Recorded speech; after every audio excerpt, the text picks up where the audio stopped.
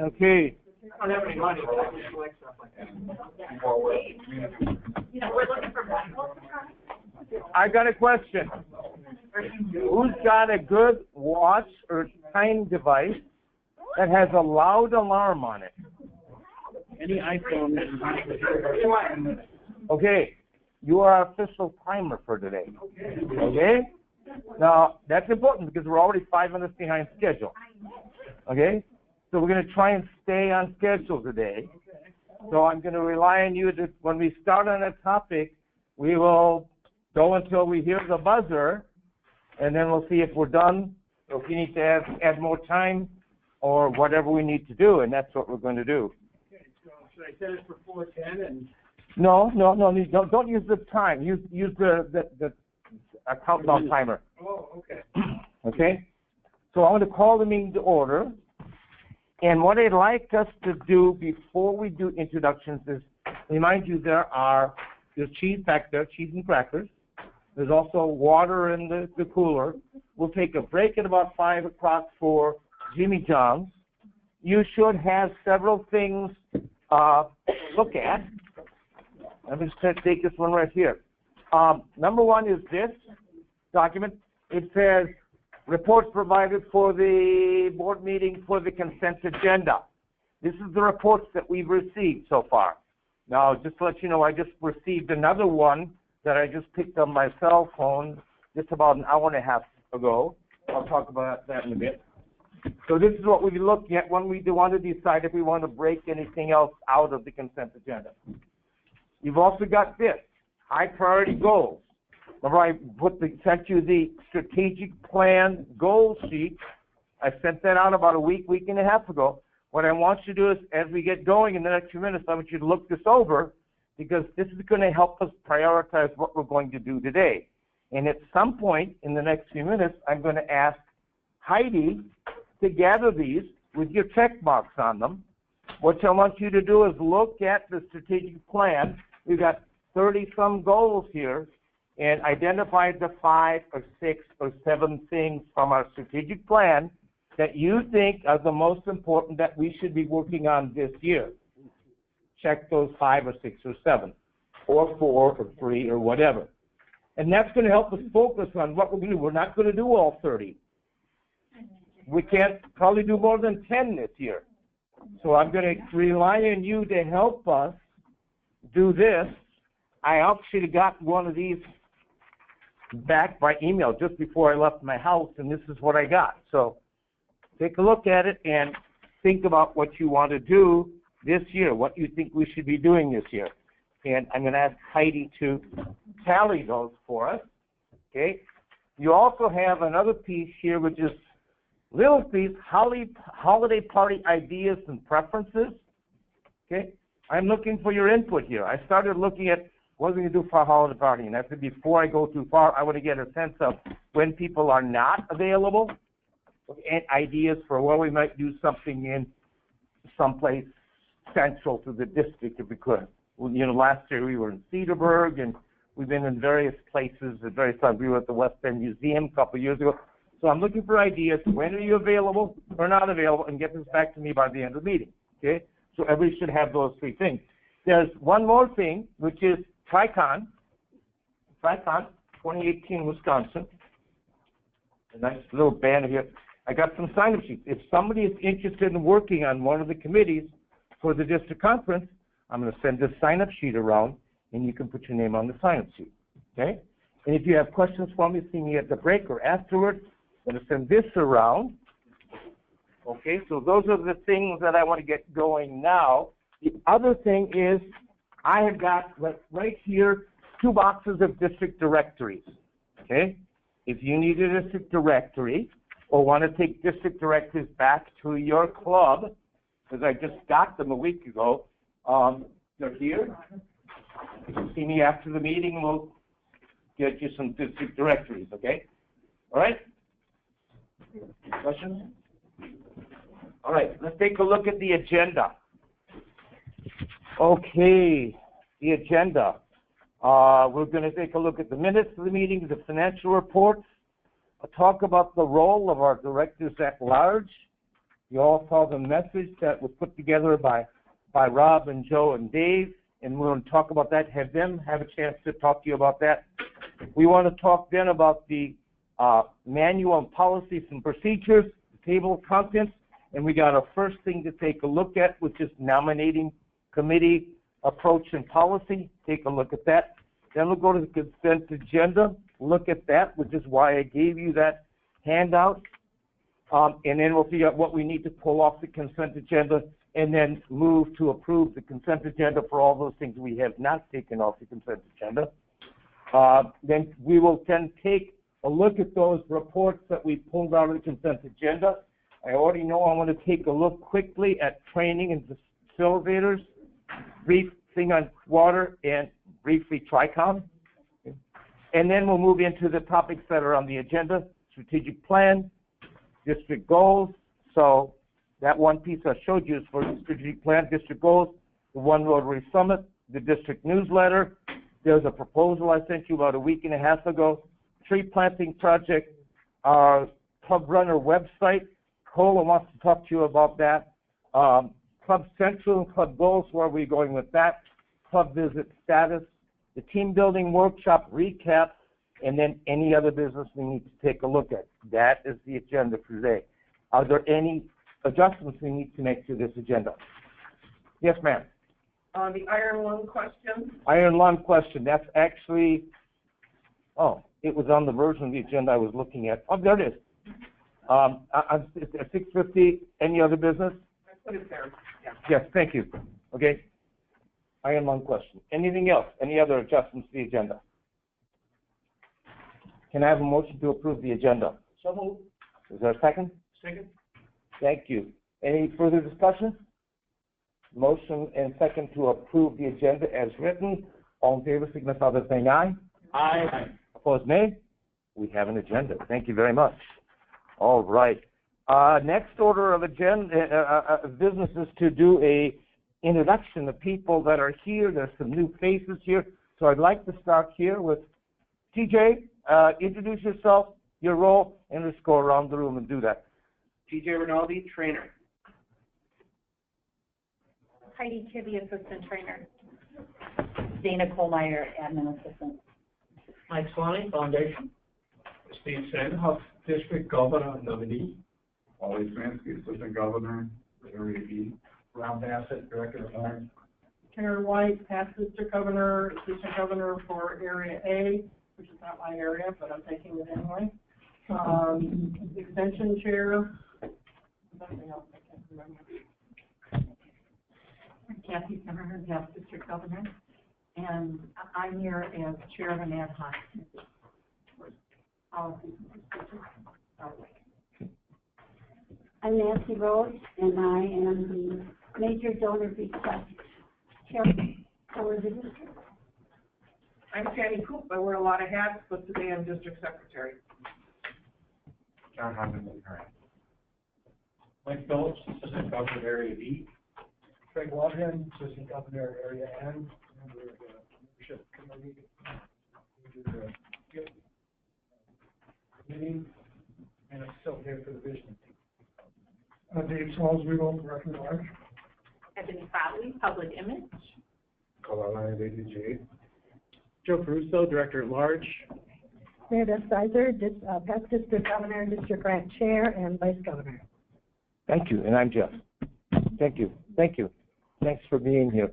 Who do we have on the line? We have Kelly Mundell and Mark Shipman. Kelly Mundell and Mark Shipman.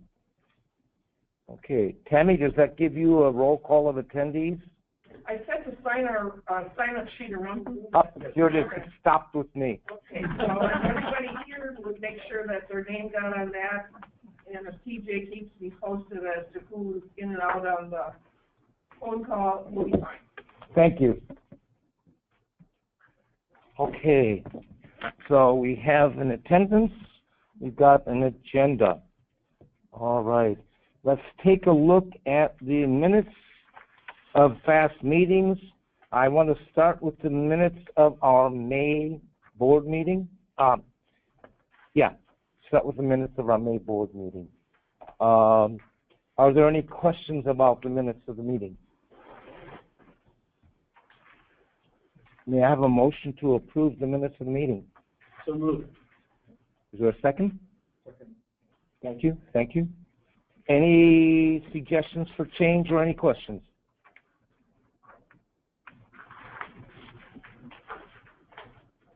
Any questions on the minutes of the May 9th meeting? Hearing nothing, we'll call for a vote. All in favor of approving the minutes of May 9, signify by saying aye. Aye. Opposed, nay? Okay, we've approved the minutes. Thank you. We do not approve the minutes of the business meeting, but I wanted to take a look at the minutes of the annual meeting that was held at the district conference and see if there are any questions or comments about those minutes. Any questions or comments? Any corrections that you can see?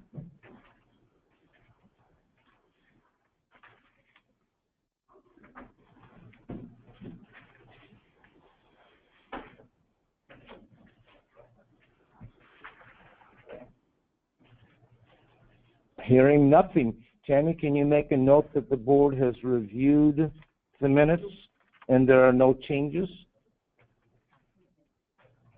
You know, technically what we would do is at the next annual meeting, we approve these minutes because it's the annual meeting where these minutes were taken from.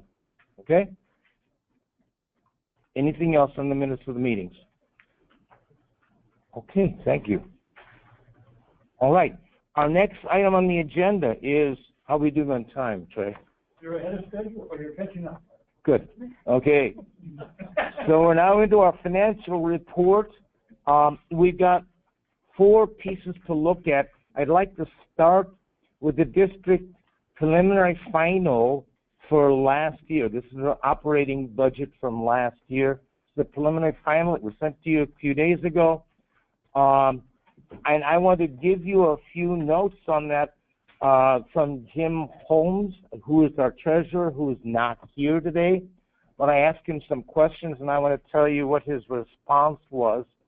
I looked at the district conference, both the income and the expense.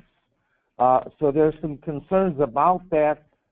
If you look at line number 602, which is the district conference, it looks like a $61,000 expense there against a budget of $15,000, and we're only seeing $23,000 in income. That would be under line 309. And Jim said there are still some things that he's working on. There's still some adjustments that need to be made to. There's still some stuff that needs to be done both with the income and with the expense side. So 309 and 602 both need to be adjusted further. He's working with Julie on that. Apparently there's some receipts that have not yet been deposited under the income, and there's some question about some of those expenses. So we're not final on that. He's still working that. Okay? So that's not closed here. Yes, yes, ma'am. In the past, a governor had to sign that said that if they went over, then their club became responsible for the overage related to the district conference. Is that still going on? I do not know that. We did not do that for the Tri-Con at the end of this year. I think I had that for my year. Did you? Okay. Okay. I didn't know. I don't know what was signed for this past year, 16-17. I don't know what was signed. I don't know what the agreement was. We did not put that in place for 17-18. And that was partly because of the different mechanism for Tri-Con for 17-18 of the pooled resources of the 3 districts. So we did not do that. Okay? Yes, sir. I don't believe it's in the bylaws, and it's not addressed there. It would be something we could put in policy. Okay. Yes, sir. Possible there was no budget for the district conference? That doesn't show on here. It doesn't sound right. I believe there was a budget, but that's separate from this. There's a separate budget. Okay, but he doesn't even have a line on it. Well, they do. What you have is line 309 under income is district conference income. Yeah, you got an actual, but there's no budget. There's no budget. I see. I'm sorry. Okay, you're right. I don't know. I believe there's a budget of 15,000. Okay, yeah, it could be an oversight. That's what it usually is. Yeah, and there's a sheet here, saying expense budget 15,000. Yeah, 602. Okay. All right. We'll have to find out more information. Okay.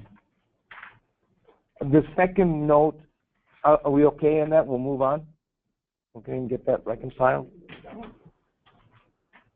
Next time, just ask a quick question. Sure. It doesn't really directly relate to this, but do we know if the district, dues bills have gone out yet? Because I have not seen them. I've gotten RIs and paid RIs, but I have not seen the district. I have not seen the district bills yet. I think we're behind on that. Okay, I just want to make sure I didn't.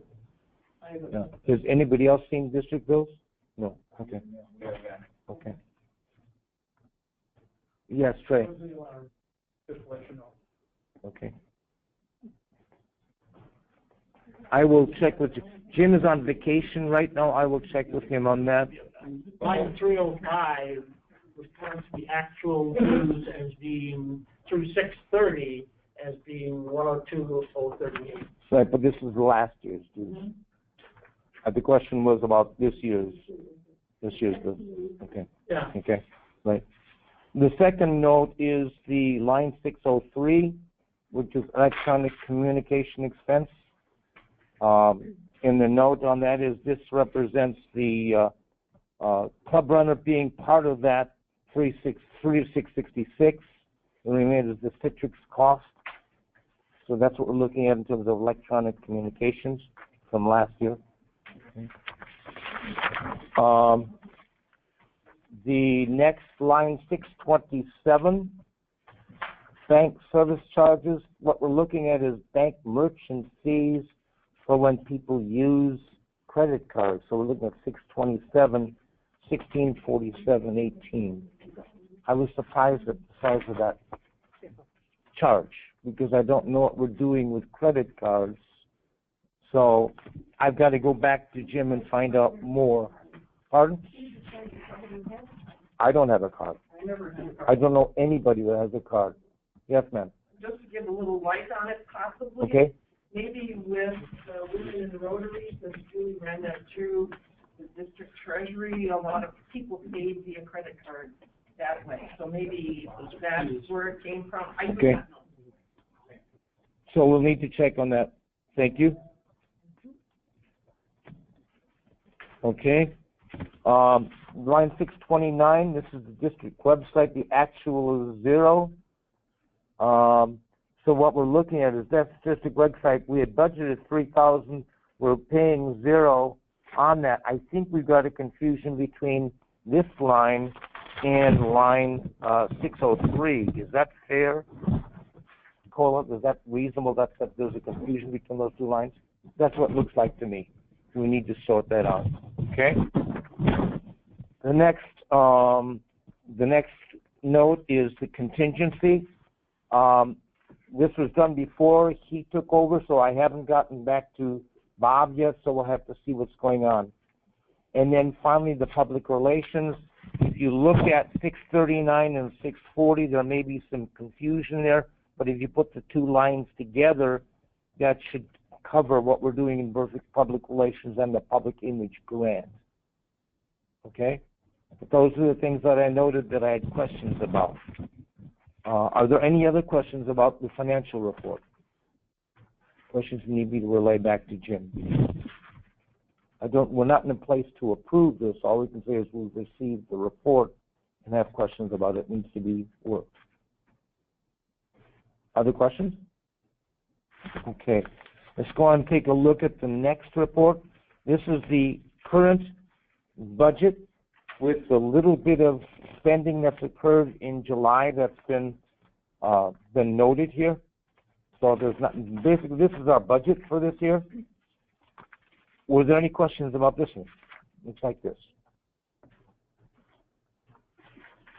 Well, and again, why isn't district conference in the budget? There's the budget for that. 309. Yeah. Is line 602 as an expense? No, 309.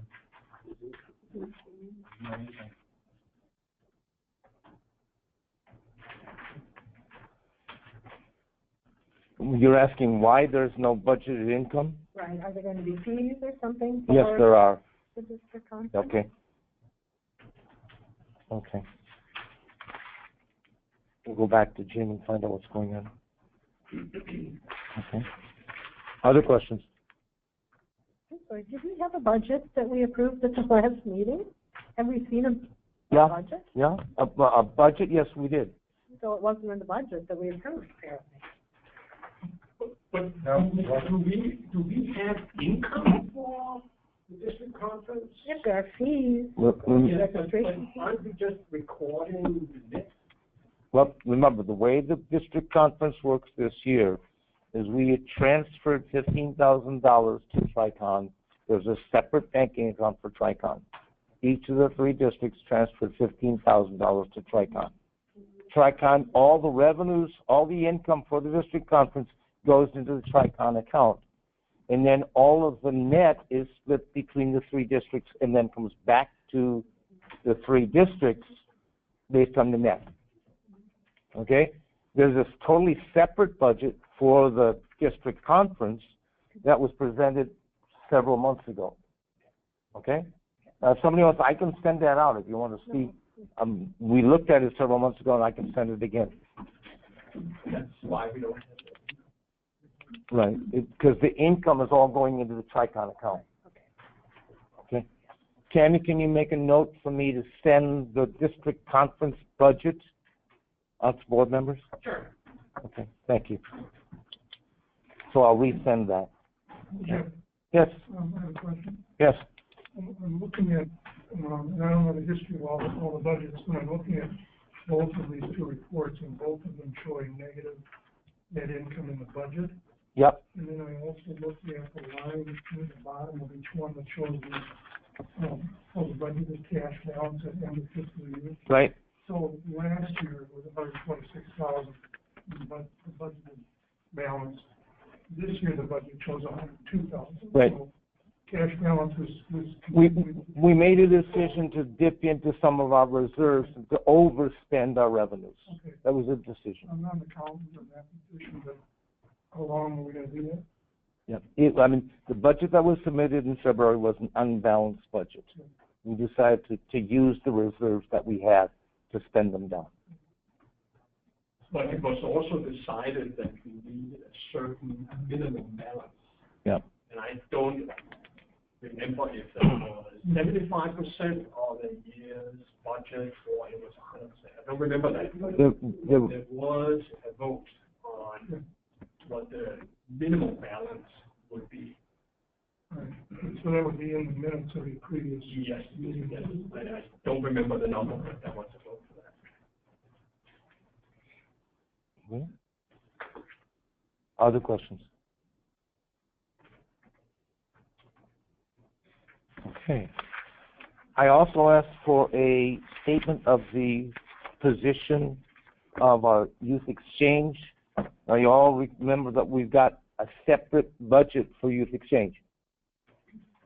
So what you have are 2 documents. Here is the preliminary on last year's youth exchange. And what you see is this, you've got the income and expenses, and what you see is a slight deficit of $4,000. That's not a big deal. And a cash balance of $70,000 at the end of the year. That's covering the outbound, the inbound, and all the expenses. Any questions about the youth exchange financials? Just a quick, just Sure. for information purposes. Yep. Since we have a positive cash balance, Mhm. even though the net income was negative versus expenses, this is an accumulation of past years. It's not Yes. netted out or zeroed. So this is a separate account that the district. Separate account, right, Okay, right. thank you. So the youth exchange operates, decisions made 4 or 5, I don't know, somebody who's been on the board longer would remember 4 or 5 years ago to have separate accounts for the operation of the district and operations of youth exchange. Long time ago? Okay. Longer than that? Okay. Oh, longer than 12 years ago. Okay. Okay. Okay. So it's been around for a long while. So. Thank you. Okay. Any other questions? Okay. And then we have the position for this year. Where is the youth exchange this year? And as you can see, they're just beginning of spending this year. Okay. Are there any further questions on any of the financial reports? I would note that we have received the reports in the minutes, but I don't think we're in a position to approve anything at this point. So just let the record show that we've reviewed the financial reports. Okay? All right. Thank you. Well, we're only 10 minutes behind now, Trey. I think 5 minutes to go over the financials is probably unrealistic. Okay. I thought it would be real easy, but obviously it wasn't. Okay. Hopefully next time it will be real easy. The next thing we want to do is talk about the role of the directors at large. This is something new that we instituted with the bylaws change that we put in place that were approved at our annual meeting. And we've got 3 representatives here who are representing large, medium, and small-sized clubs. And they sent out a document. And so I want to let them talk to you about their understanding of what their role is, what their job is, and see if they have any questions or comments, or you have any questions or comments for them. So, Joe and Dave and Rob. So the 3 of them can share with us. Well, this document was the result of a conversation that the 3 of us had about our role to kind of clarify that. Jeff had sent out a memo that kind of talked about it as well. So we were able to put a little bit more meat on the idea. And first and foremost, we're directors. We serve on a board of directors, and we have to do the things that are typical to a board of directors. We come into this meeting, we're helping to decide, make motions, ask insightful questions, maybe dumb questions occasionally, whatever. And while we came from clubs of different sizes, I think for the most part we're in agreement that we want to do what's best for all clubs, what's beneficial for all of these, the 4-way test in that regard. And we don't want to supplant in any way, shape, or form the work of the assistant governors. So even though we may be visiting clubs or communicating with clubs, we want them to rely on their normal channels of communication, and that includes the committees that serve the clubs as well. So don't come to us about a grant question, go to whoever's in charge of that, that sort of thing. And so that's I think that that kind of sums it up in a very short time. I don't know, Dave or Rob, if you want to add anything to that. I just wanted to give a quick summary because Trey's watching the time so closely. Dave, anything? Yeah, I don't really, it costs me a lot of money to pay off all people, so it's a real job. Other than that, I think the whole conversation the 3 of us had a couple of months ago was we were all just kind of marching down the same way. We were very well coordinated in what the thinking was. And I have no disagreements at all with the way that memo turned out and what I see our role as. I don't want to get in the way of anybody. I don't want to not be helpful to any of the clubs that are kind of within my column there to get an answer or investigate something or get their interest out. So I'm really looking forward to this and also learning about more operations of the district. Okay. I've called on 2 or 3 of the clubs that I hadn't visited before, small clubs, just to see, because they're different. A small club in Delavan is different than what we're doing in Mitchell Field, and and what Tammy's doing, and I'm just trying to get a feel for how they work. You know, because a small club works a little differently because you have to use community resources, other clubs, and things like that. And I've told people in an email that I'm just, you know, I'm here as a resource. If there's something that you have a question on, you know, you have an issue, I ask people, you know, what the biggest issue was, and of course, the first three responses were membership. You know, so obviously, you know, I'm sure all clubs have it, but if there's something that can be done at a small club level, similar to what the Amigos did, where you identify a club for focus, you know, I may be able to help, you know, say this club is having problems and stuff like that, but it's, you know, not something that I want to take away from what the, you know, AGs are doing. You know, it's just maybe a transfer of information. You know, hey, I know somebody that did this kind of thing. Okay. Unless we've missed the point completely, because none of us, you know, were here when the position was created. Any, What are the breakouts, those small, medium, and large? the committee's right back there.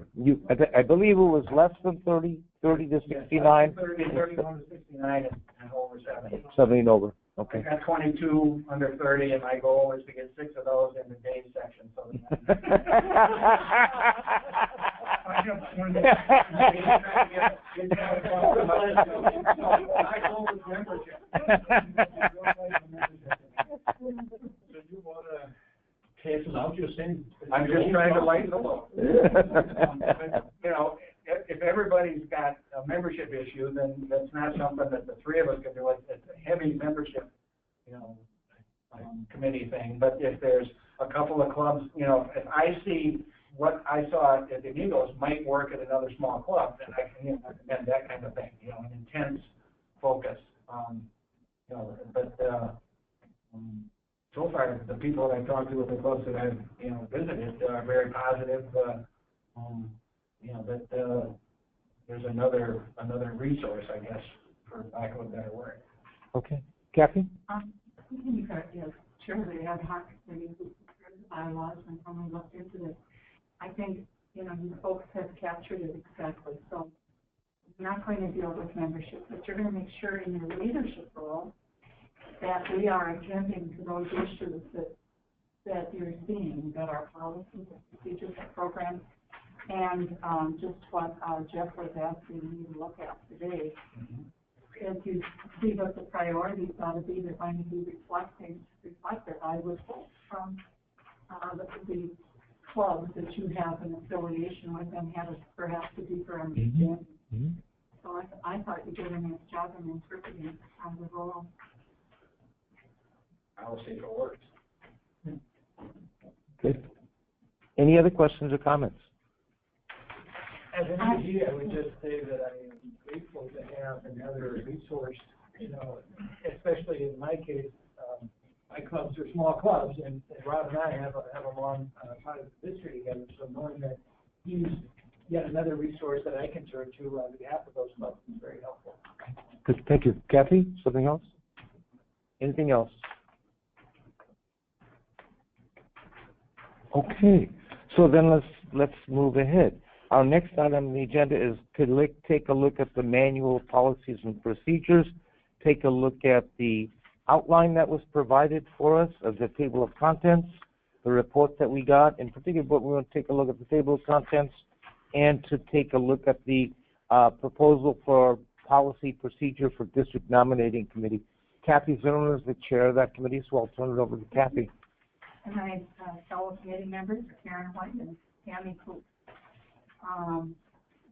To bring you up to date with this whole process, we started with a bylaws revision, which we passed at the annual meeting, and we're now working it. During that process, we realized we needed to become incorporated, and this board and our clubs approved that, and so that district incorporation process is underway. The paperwork for it is almost complete. I filled out an application. We have to go to RI, meet certain requirements, and we send in our documents, our articles of incorporation and our new bylaws. And their legal team goes through them. We don't need to go to the RI board. it'll take about 6 weeks for their approval. So, those should be submitted hopefully within a week. And we've had great help from CSL, who has handled the articles of incorporation. He says the whole thing. So, that's moving along. So then, when we wrote those bylaws, we pulled out policies and procedures, and we wrote a lot of policies and procedures, you know, what goes here and there, and so on and so forth. And we really didn't have, we haven't worked as in a substantive way over that policy and procedure manual for a while. We've gathered, you know, when we've had issues and so on. So, Jeff asked if we would continue on with our this ad hoc committee to deal with the policy and procedure manual. So what we have sent to you to really inform you of where we're at with that is we've got this working draft with the content. And we came about that by looking at what we currently have and needs in our district. We've referenced Rotary International and the Rotary Foundation, not only bylaws, but their policies, code of policies. And we've also gotten copies of policies and procedure manuals from other districts that have strong leadership and have some good documents and all in their districts. So this is where we're at. And the thing the committee is kind of asking what we'd like you to do is take a look at it and see what's missing. For instance, we had this discussion, some discussion this evening about the financial policies around the district office. We have to make sure that's reflected and so on. So you might come across some things as time goes on, and you can let us know, but as a starting point, this is where we're at. The nice thing about the policy and procedure manual is we don't need approval at the annual meeting for that, of our membership. That's something that this board approves, and we can bring forward policies at any time for approval. You can withdraw policies, you can edit, change ones that are in existence. So it gives us a lot of flexibility without having to go back to bylaws, which is really a more complex process to change. So this gives you flexibility. So take a look at this. I don't know if you've been, one other comment I want to make. One of the things is that all districts must do is have a leadership plan. It tells you how you're governing, what the responsibilities are, and how we're going to achieve it. And we do not have all that detail in our bylaws either. We've got some main categories of our district governor, staff, and our committees. But the roles and responsibilities, the duties of all of those folks and committees are going to be in the policy and procedure manual. That's where our leadership plan will be reflected. And that's what many other districts do. And it allows us, again, flexibility. If we decide we wanted to do away with the membership committee, we don't have to. Anyway, it gives you, again, flexibility. So, if we miss lessons,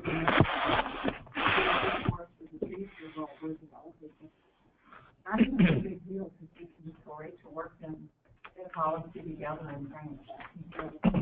So, what we're going to do as we develop this is we're going to be sending sections of it to the stakeholders who are around the table to have a look, see, and make sure that it's what it has to say about your areas of responsibility. And a policy about holding the board meeting. Is that a gift to the foundation? Is that what that means? So, I'm sorry,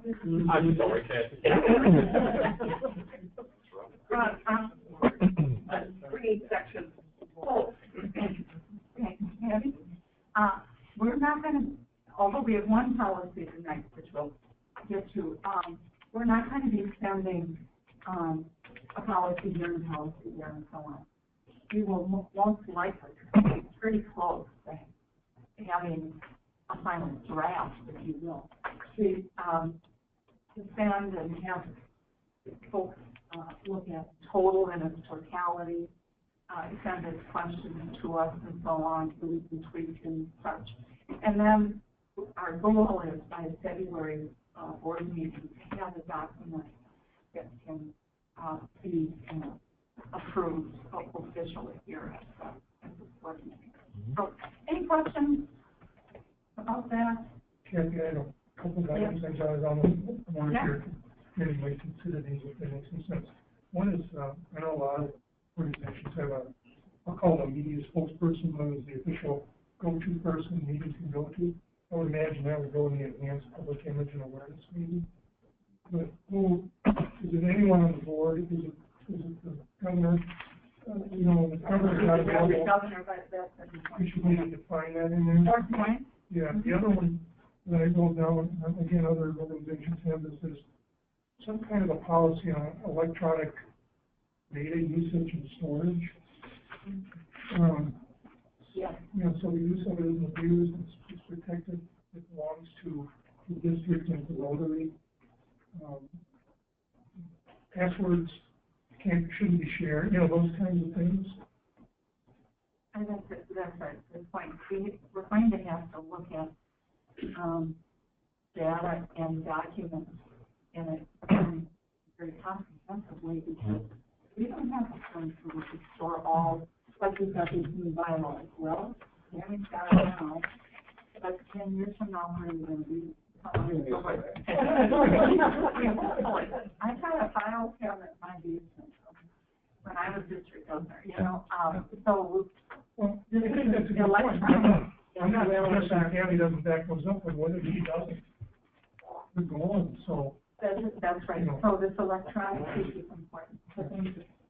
Is any other suggestions? Yes, Kathy, Kelly Mundell wants you to know that she's going to be sending the updated information for youth protection policies, because the district needed to formalize that with our eyes. So. Good, and we've got our draft already, and so okay, we can look at it right away. Good. So just send an email to us. I'm chair, and I'm in the district. If there's nothing else, we'll move on. Okay. Time here.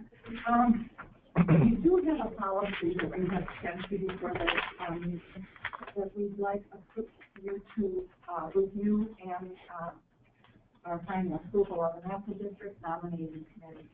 The reason we're bringing that forward now is that the process is currently underway. There were some questions, and so we wanted to make sure that we had captured the role of that committee, as well as we clarified that recruiting people to serve on that committee. They not only do they select, nominate the district governor nominees, but they also have a responsibility for nominating the representative and alternate to the district bylaws, to the district resolution and council on legislation person, as well as every couple of years the district representative would serve on the zone nominating committee to choose the RI director. And we've been real loosey-goosey with that, and we really need to have our voices heard from our district. So we wanted to make sure that people who start their role on this committee are sure that they understand the responsibilities and stuff. So I think the policy, as far as we were concerned, is pretty straightforward. It's pretty much what we've been doing all along, though. Two most past district governors co-chair this committee. People with responsibility to get the job done. The most senior past district governor is the lead chair for it. And their responsibilities are spelled out here. So we entertain, any comments or questions.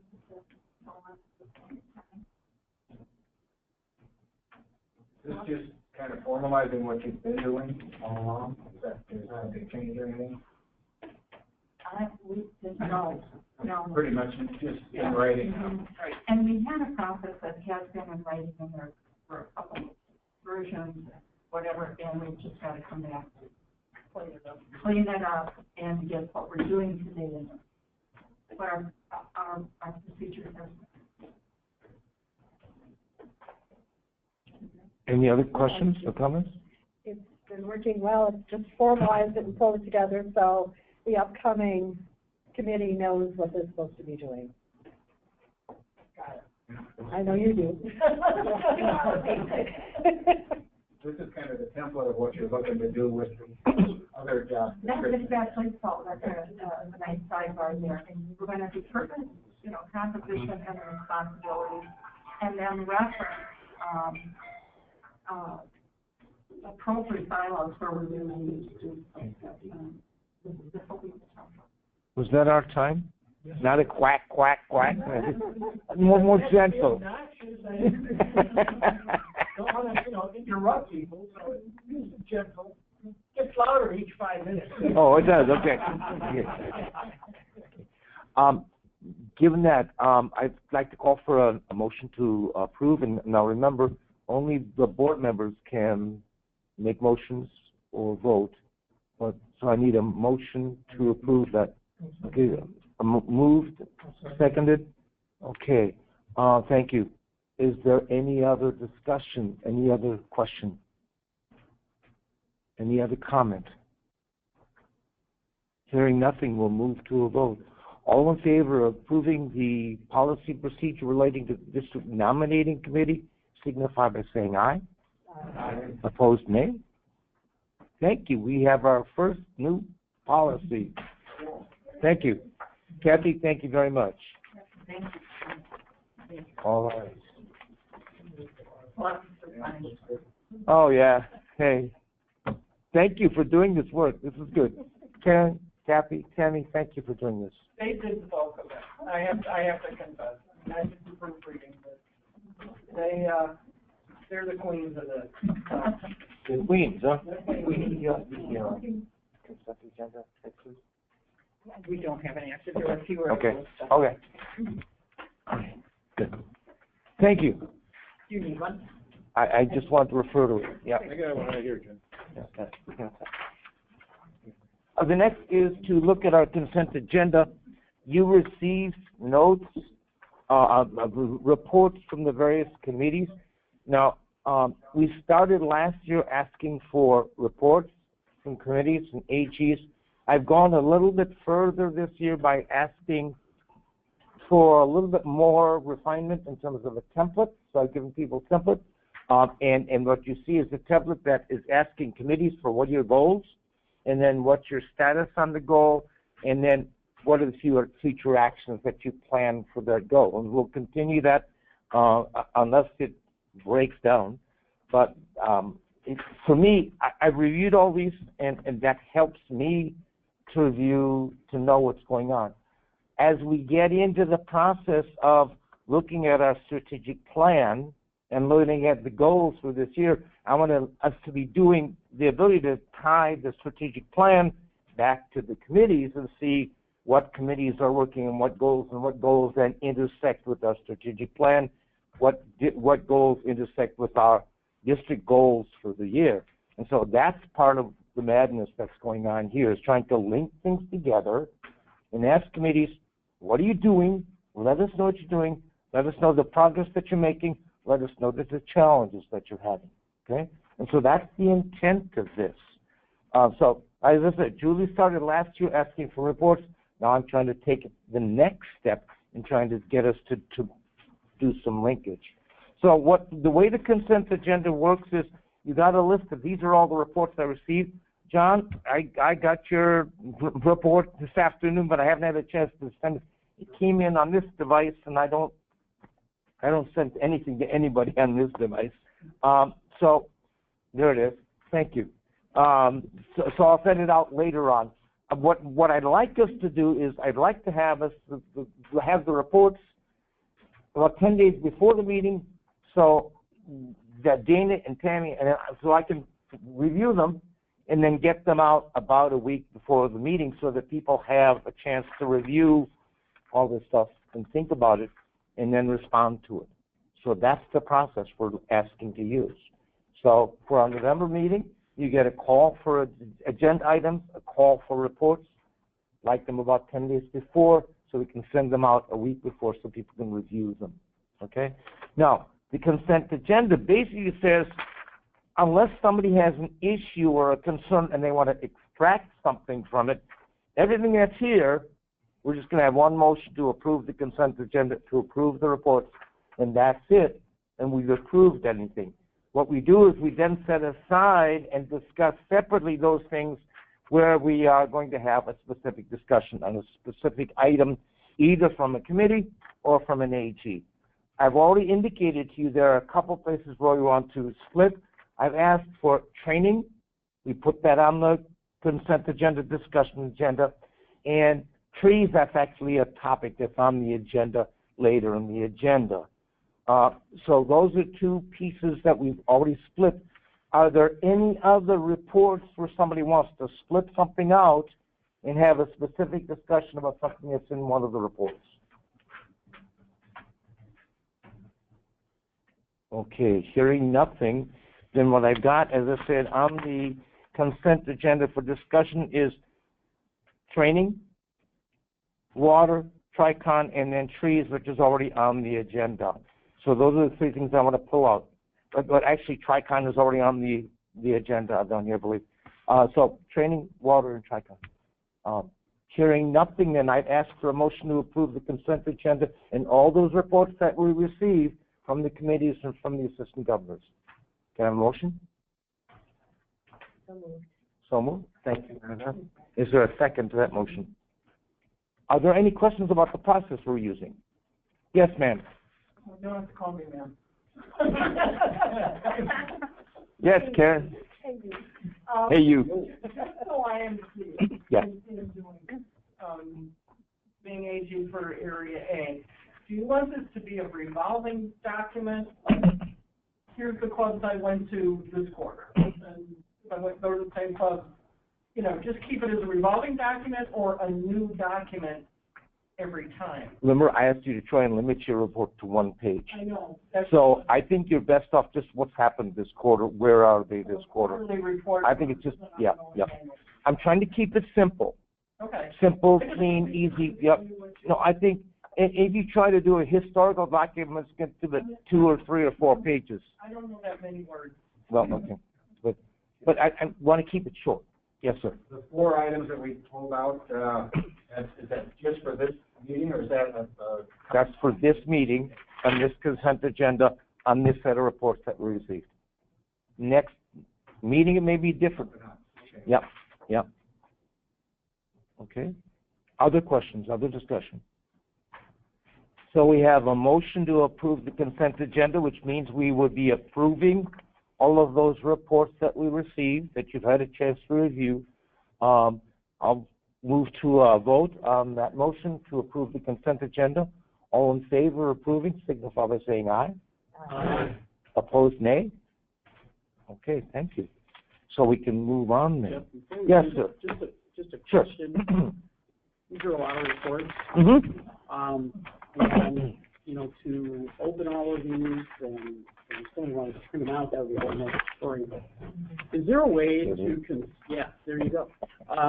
Is there a way that they could be consolidated somehow or grouped? And that question doesn't have to be answered at this point, but for example, all the AG reports aggregated, that would be, you know, because there's quite a few, obviously. Yep. Just a thought, just for simplification and ease of all of our pre-meeting reviews to know what we're doing, because I've got. You probably have about 30 reports. Yeah, I mean, I have them all open and ready to go so I can look at them, but it would be. Yeah. But anyway, that's just a thought, and I just wanted to ask that. Well, what I would do is I would turn to Dana and say, Dana, how do you feel about putting, see, the problem is, when you get these, you don't know when you're gonna get the reports, and putting them together becomes a challenge. Sure. And I thought about that, but I said, for now, I want to keep them separate, because I don't, you're gonna have to continue, append and insert and all that stuff to reports, and that Yeah, becomes a the same challenge. thing with the financials, That's right. you know, that That's right. could be consolidated into one report, they don't have, or one document, so they could still be separate within that document. And we can take a look at, That's why I didn't know about the revolving document, if you can, you know, Yeah, document yeah. every time, Yeah. and you at least see somewhat of a history, or what, you know, Yeah. what issues you had, say, at the beginning of the year versus the end. right.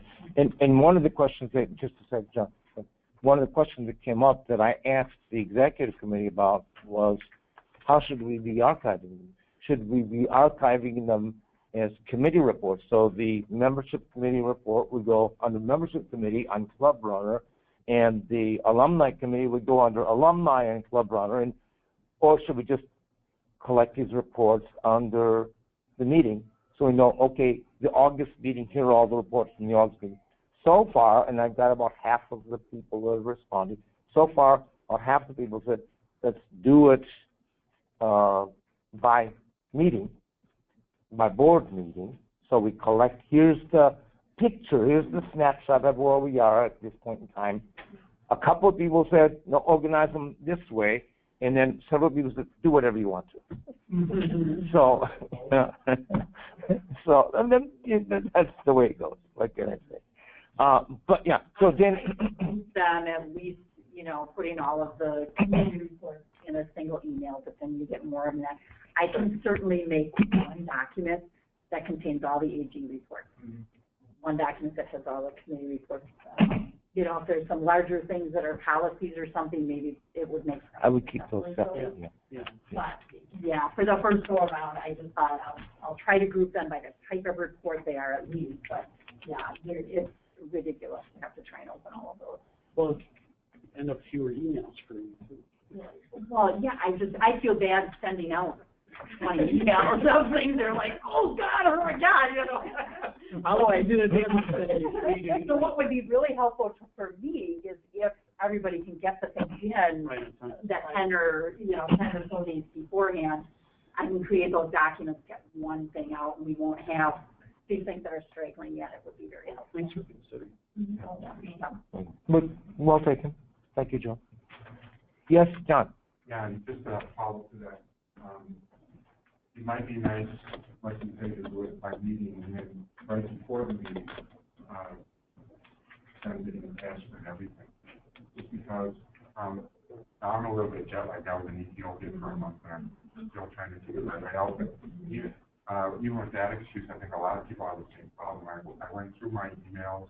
There's 3 different addresses, Tammy, Judge, and tried to print them out. I printed out things for half an hour, and I still only got some of them.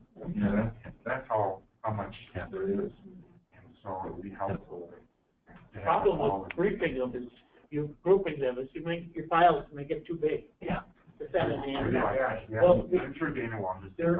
Looking at those, there were very few that were big. Yeah. That's why, if there's been, a couple of nag or whatever, I would have been more concerned about that, but I would say that a lot of these are, 45K, 29K, that kind of thing. Yeah. I think the capacity for Club Runner to send the documents has increased over a few years ago. How comfortable are you all about using a cloud service? PES uses that for all the information. Now the cloud service, everybody that's an officer you have a connection to a Dropbox. You drop the document there. There's a folder that says meeting social documents. Now you get a choice to if you download Dropbox or whichever one of them, it's going to pop up a message telling you when Dana dumped some things in there. You click on it, it opens up the folder, you can see what you want to see, and it stays there. The reason why this came to mind is you're talking about retaining documentation, stuff like that. That becomes a depository where all this stuff goes into. Now, somewhere along the line, when you want to now move them to the permanent storage or make copies of it to permanent storage, you can still do that. But Dropbox cloud service, then you don't have to get all the tons of emails. You know that maybe exactly 3 days before the meeting, go into Dropbox. It's going to be there in the folder, nicely labeled as meeting to so.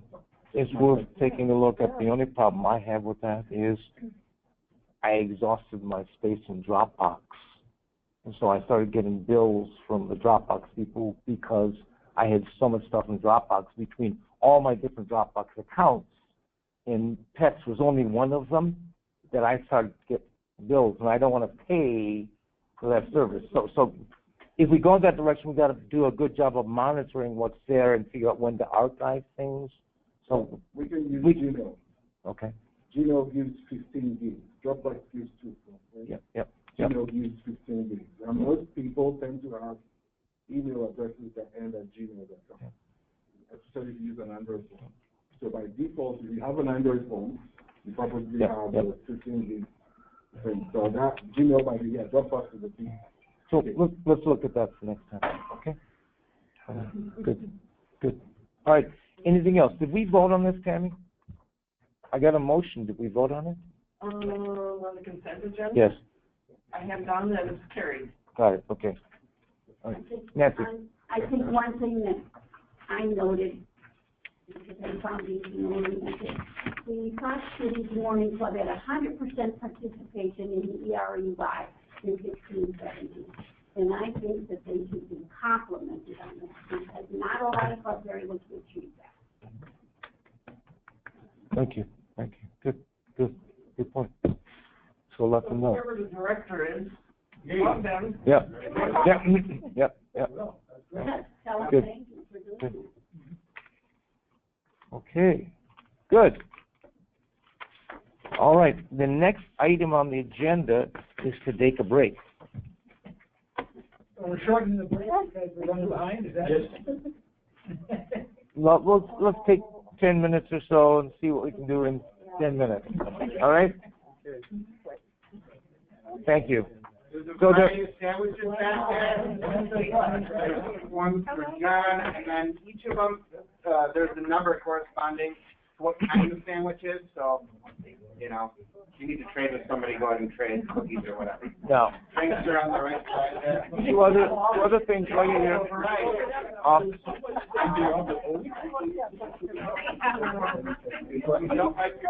Yes, I am. I've got pins. If somebody else has to get a pin for the theme's in for this year, so I've got pins here. I've got cards here for district conference, Tricon, that maps to that. So come get a card if you want a card. And then I do want these party things back.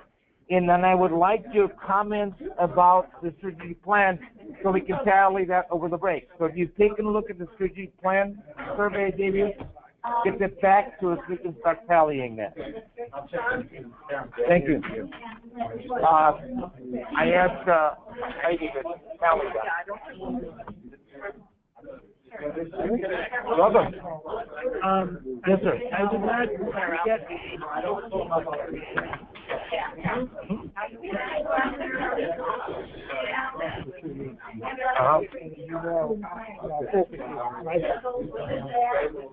Right.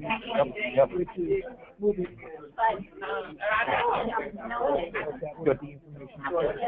Good. But I will.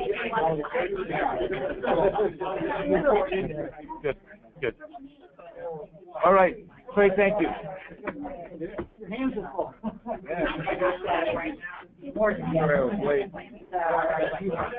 Hello, John.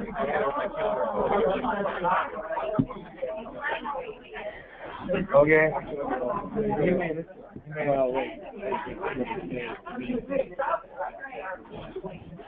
Okay.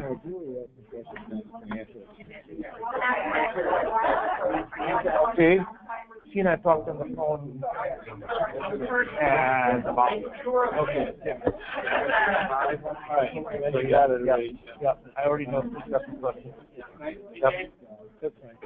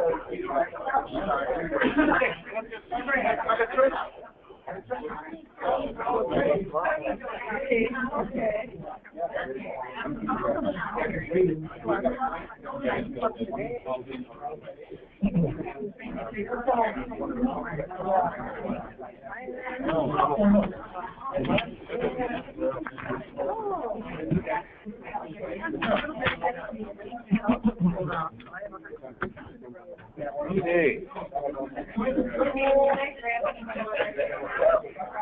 Great. That would be this one and this one. Priority. So I'll take this off the cancel. What are we doing? How are we doing?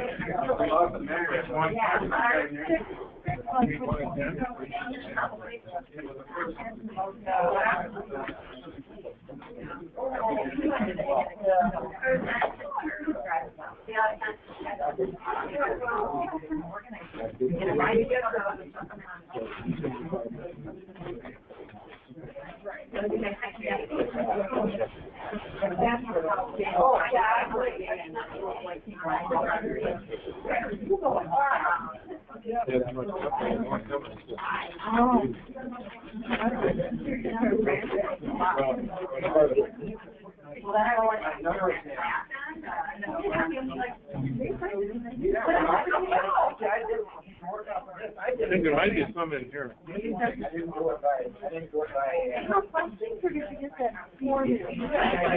Oh, yeah, I've got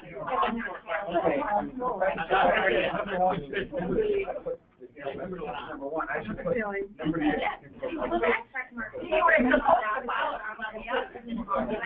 okay, so my five, okay, I can do that. Take a second, because I'm already. Oh, you're not eating dinner? Go ahead and be ready for my first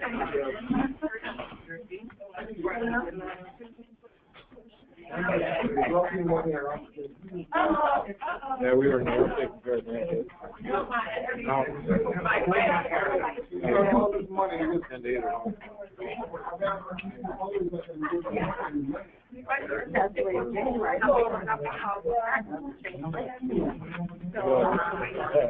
Oh, yeah, well, we're like, but the kids came and we all went up there for a week. I was taking good care of it,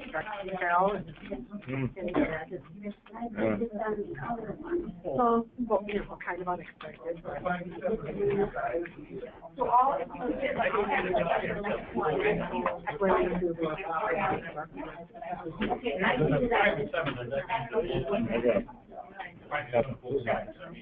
I know, and then they got back, and then, conference. I thought,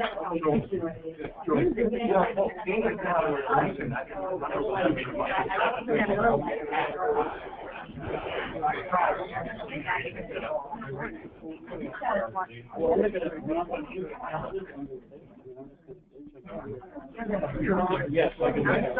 Got it. Balance energy. Thank you.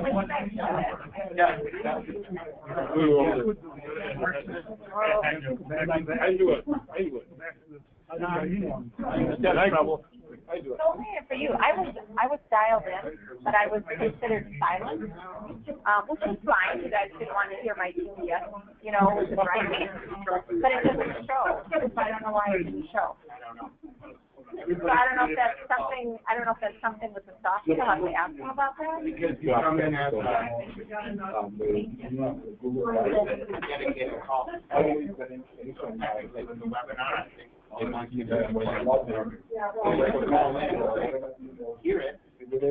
So maybe it's if you're not, if you're not doing a computer and you're on only a phone? Is that right? I wonder if you dial in on the camera, there's three ways to do it. So we have it organized or analyzed. I got the phone number and Tim from Jeff and I called in. Well, and the only reason I think about it too is there somebody else who's dialed in today and you guys just don't know? Because they don't show up on the system like I did, right? And I muted because I had no way for you to say it. And you might have the same thing. Right. Feedback. Okay.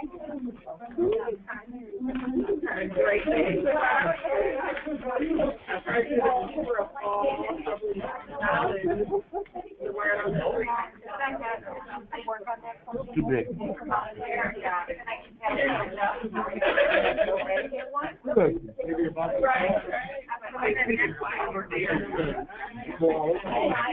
I have them. I have nothing. And the goal. Yes, the goals, all you need to do is mark them out. Yep, yep.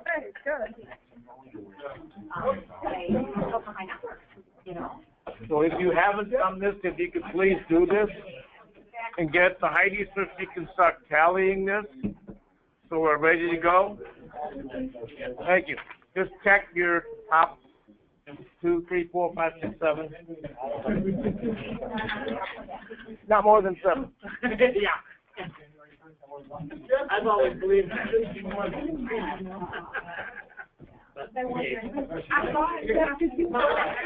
Right, here's my top 12. Thank you. Thanks, Rob. Do we have the attendance sheet? Is the attendance sheet by anybody? I want to make sure that I. We have it last. Clipboard. Oh, Tammy.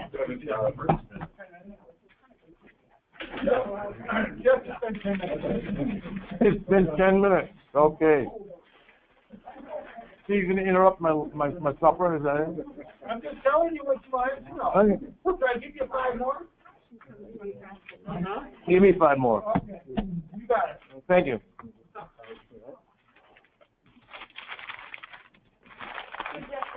Before you went, I just wanted to tell everybody, because I was on the phone, but I was on mute. There's a $10,000 donation for district conference and a $5,000 donation for district conference that are in my club foundation. The district is not a future organization. In order for them to make it, they needed to do it through free. And so they did it to my club foundation. I'm personally making a donation to cover some of the interactive things that day, but I'm still waiting for actual final numbers and the check sent over to the fund, and then we'll be final figures out. And like one of my receivables, like Kelly Mandela. Yep. This will pay for her whole salary for her use. Okay. He books the receivables, but the revenue's not in the revenue. Yep. And I was told that there's $15,000 budgeted on the expense side for this conference. Mm-hmm. I am spending the $15,000 to Okay. reduce the fee. So it should work itself out in the end that the revenue will be equal, or less $15,000. It's all done. Answer any of those questions. Any clue about the charge or insurances?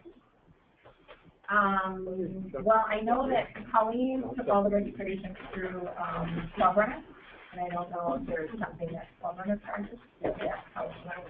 I think it's not the Women of Rotary fees. The Women of Rotary fees are in the Women of Rotary expense account. The other account with Women of Rotary account, she hasn't quoted up with $1,400 and something that he has to start.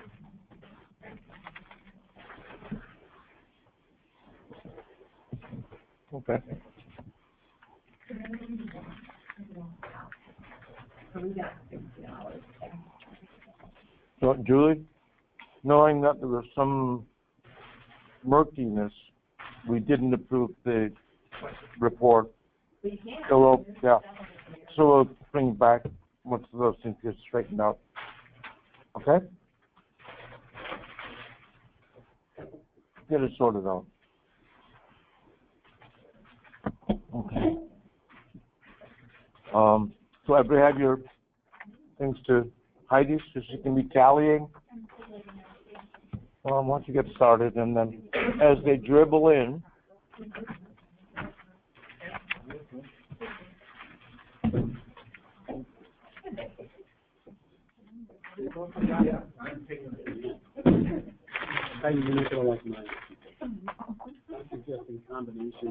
Oh, no! Always just troublemaking.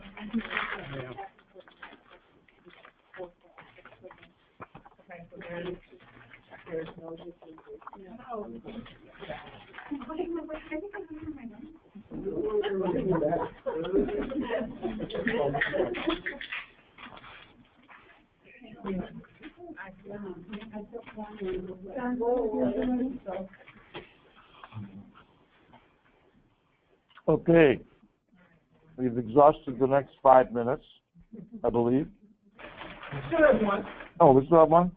2 more choose. All right. Why don't we get started? So the next piece is to look at those things that we pulled out of the consent agenda. First thing was the training piece, and I wanted to talk about that because TJ is looking for facilitators, and I wanted him to have a minute to talk about what he's looking for and what he needs. Okay, so we recently did a webinar for district officers regarding the new Club Central, and at that webinar, we're making a plea for a team of facilitators. Now, if we could have 10, 20, maybe even more vetted district members who have certain knowledge on a topic or topics, we could use them to our advantage for the trainings that we have scheduled throughout the year, not only on webinar, but then we also are doing another 6 Rotary Summits this fall. And it would help us all out a lot if we could, kind of have a number of people who are well versed in the way of, I guess, politically correctly encouraging new ideas and helping out, group workshops. One major example would be, people bring up ideas all the time, and when we're brainstorming, there's great ideas, there's not so great ideas, and sometimes very easy to say, well, yeah, that's a good idea, but then there's all this other stuff, and it just kind of shoots it down. But if we were, if we had a group of people that were vetted, that would be officially termed facilitator, they could take these ideas and say, yes, and there are these other, and it encourages more participation instead of kind of shutting it down. And I've seen it go both ways in my experience. I'm sure the rest of you have as well. And so we're asking for each assistant governor to work with the clubs that they're responsible for, and have each of those clubs send 1 or 2 people to us. I have made a application form, a facilitator's application. We've already received 1. Thank you for the person that submitted that. And if you get those to our trainers team, we'll meet on that. There's 2 different webinars that we're going to go over what's necessary to make a good facilitator. That's going to be Thursday, September 7th, or the week after on Wednesday, September 13th. It's a small session to go over details on how that works, and then we'll put the appropriate people in their roles as we come into fall for each of the summits. Questions about that? And if any of you are interested in this room, we'll get you an application. Let us know where you want to go with it, what your interests are. We'll take that from there. Or if you know somebody in one of your clubs, we're all ears. So let me ask just a question on this. So if we wanted to create a webinar for people who are meeting compliance for the requirements for websites, is this something that should tackle that, or is this something different? Is the vehicle to say, here's how you upload your new logo, here's how you use the vehicle for that? This would be the vehicle if we have somebody that was, in charge of that public image, item. Yeah. You would just tell us, the trainers committee, hey, I need to get this information out. We'd assist you from start to finish, all the way along the process, and you could put that on. I'll leave this as yours. Yes, sir. How, up to speed are you or anybody else on all the new things that Club Learning? I would put myself on a scale of 1 to 10 at a 7. Okay, so pretty good. Yeah, Jeff, ran one, was it last week we did that, Jeff? Last week. And then now, 2 weeks ago. in 2 days, we have another for club, officers. So that's going to be taking place in the afternoon for club officers. We used to be using Club Central. Not Club Running, Club Central. Club Central, sorry. Did you do one for Club Runner yet? No. The Club Runner, no, I'm sorry. Yeah, because Club Runner, I mean, at least from the breakout session I went to in head, it's just amazing what we can do. There's a lot that can be done. I would put myself probably at 6 to 10 on that, and that's just in working for the 2 clubs that I've been involved with. That's all I do. It may be better to just coordinate something that Club Runner could run. We don't have to run it, but, you know, make it available at Club Runner. You know, I can ask that. I have some contacts up in, they're out of Canada, I believe. And I have some contacts up that way. I saw them at the pet school. I think that would be a really good thing to do. Thank you. BJ? Yes. The facilitators you're looking for are not to run the session, but to take the breakout rooms of the session? Yes. Okay.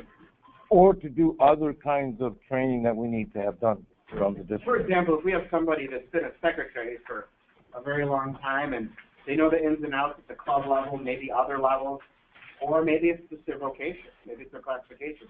We want to know who they are if they're interested in running some webinars. Okay. Thank you, DJ. Next thing I want to talk about just very briefly is water. I did not get a committee report from Dave Wolbrink, who is our coordinator for WASRAG, Water and Sanitation, but he did send me a message and said, I am looking for people that can help that have an interest in water and sanitation. So right now he's a committee of 1. So if you know of somebody who's interested in water, sanitation, and would like to get involved in that, let me know or let Dave Wolbrink know, and we want to build that up, make that a more a broader committee with more representation, more involvement. Yes.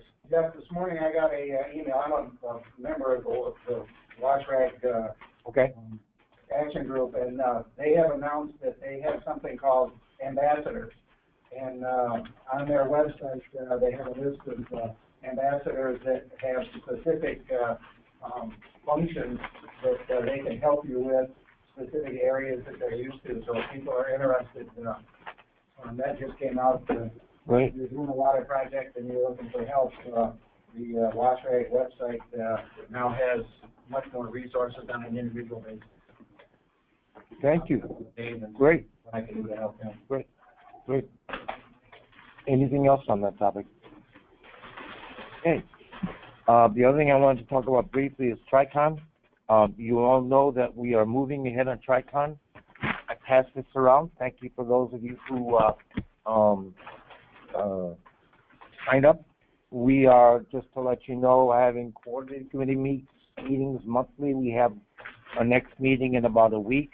So that's when the 5 of us, the 3 district governors, Barb and Steve, hash through where are we, what's next step, what are we trying to do. Our next step is to begin to convene some of these committees, some of the operational level committees, the program committee, some of the other committees, and so we're moving ahead on that, and that's where we are. The good news is that our target was to have registration available July 1st. Registration was available July 1st. We tested the system for about a week before we went live, and Joe registered July 1st, I registered July 2nd, so it's done, we've done it. So that you know, in case anybody asks you, when I make club visits, I not only bring along the poster banner, but I hand out these cards to people. It has the website here. This is one way to get in. There's several other handles that will work. When you register, this registers you for the conference. You will get a confirmation email that comes back to you, and the confirmation email gives you the discount code for the hotel for the Wilderness. So you want to look at that confirmation email to know what code you, now, Wilderness doesn't take email or online reservations, you have to call the hotel. So you call the hotel to make your hotel reservation, let them know you're with Rotary, with the Tricon, and give them the discount code, and then you get the conference rate. Okay? So any other questions about Tricon? Okay, I put a little bit more in my district governor's report that I sent out. If you got more things, let me know, and we can do that. Okay, that's what we had on the extract from the consent agenda. So, trees. Okay, I've got trees on the report here, tree planting project at 6:05 when we get there. So we'll get to that when we get to 6:05 or so. Okay, thank you, Tammy. Strategic plan, how we coming there, Heidi? We're working at it. We're working at it, okay. You want us to shift focus and take a detour while you're doing that? Okay, then what I want to do is jump down to district goals. I wanted to do a similar kind of thing, look at these 7 district goals. Could you put that up, Steve? Yeah.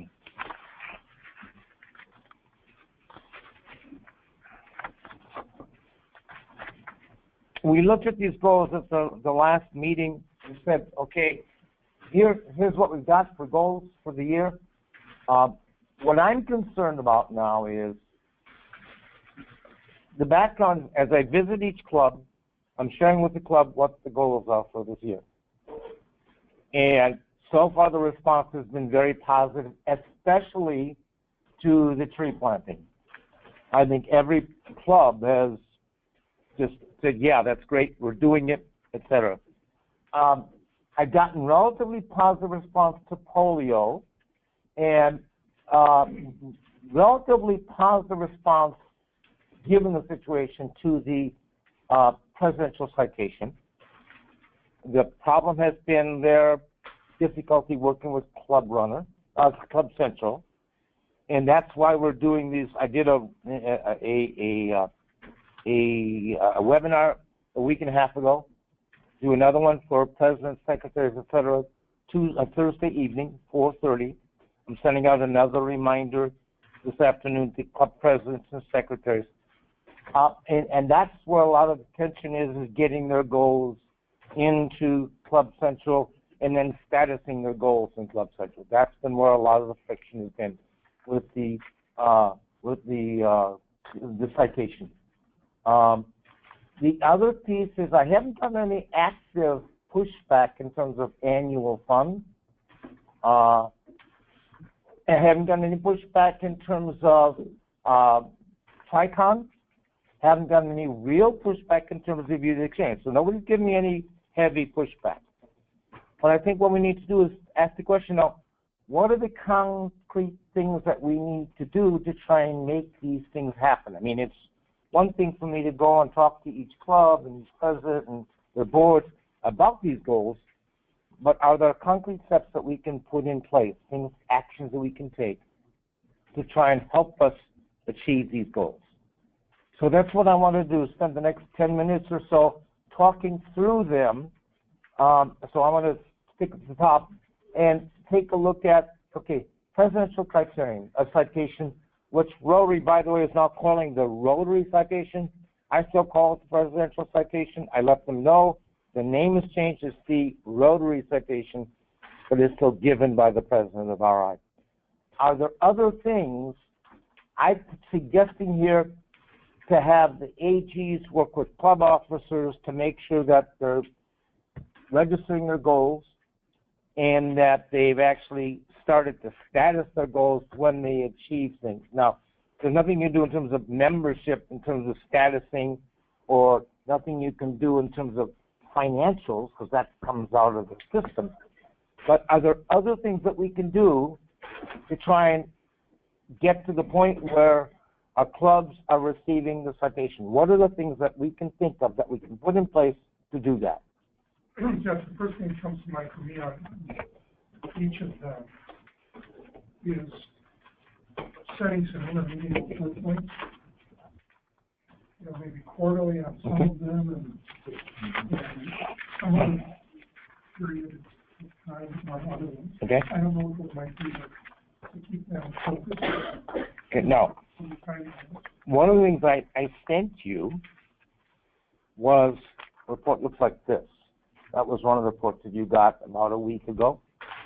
And this is an accounting as of July 28th, and it tells you where are we, not name by club name, but how many of the clubs have set a goal in each of these areas. For example, 36 clubs as of 28 July, 36 of the 54 clubs had set a goal for membership.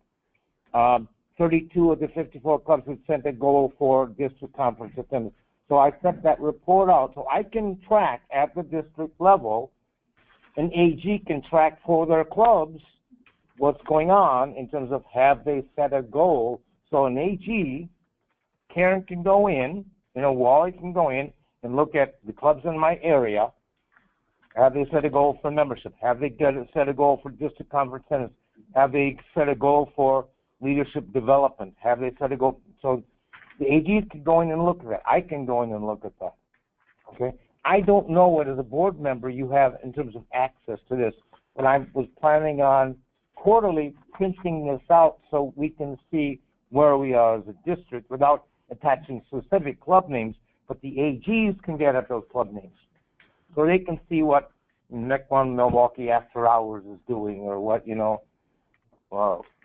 Waukesha Sunrise, or whoever. They can see what's going on for each of the clubs in their area. How are they coming to setting goals? They can also look at whether clubs are actually going in and statusing them when they've got a service project, they ended it, but now we've completed the service project. This is how many hours we contributed on the service project. This is how many dollars were involved. AGs can look at that. And that's why I'm hoping that the AGs will do some of that. That's why I was suggesting relying on the AGs for that piece. I'm asking, are there other things we can do? Yes. One thing that's always accommodating is if you make a little bit of a competition out of it. If you tell a group of clubs in AG district, your neighbor is doing so. Your neighbor is doing better than you are. They're number 1, you're number 4, right? So some will just disconnect and care. And I think a lot of people, a lot of clubs would say, oh, we don't want to be number 4.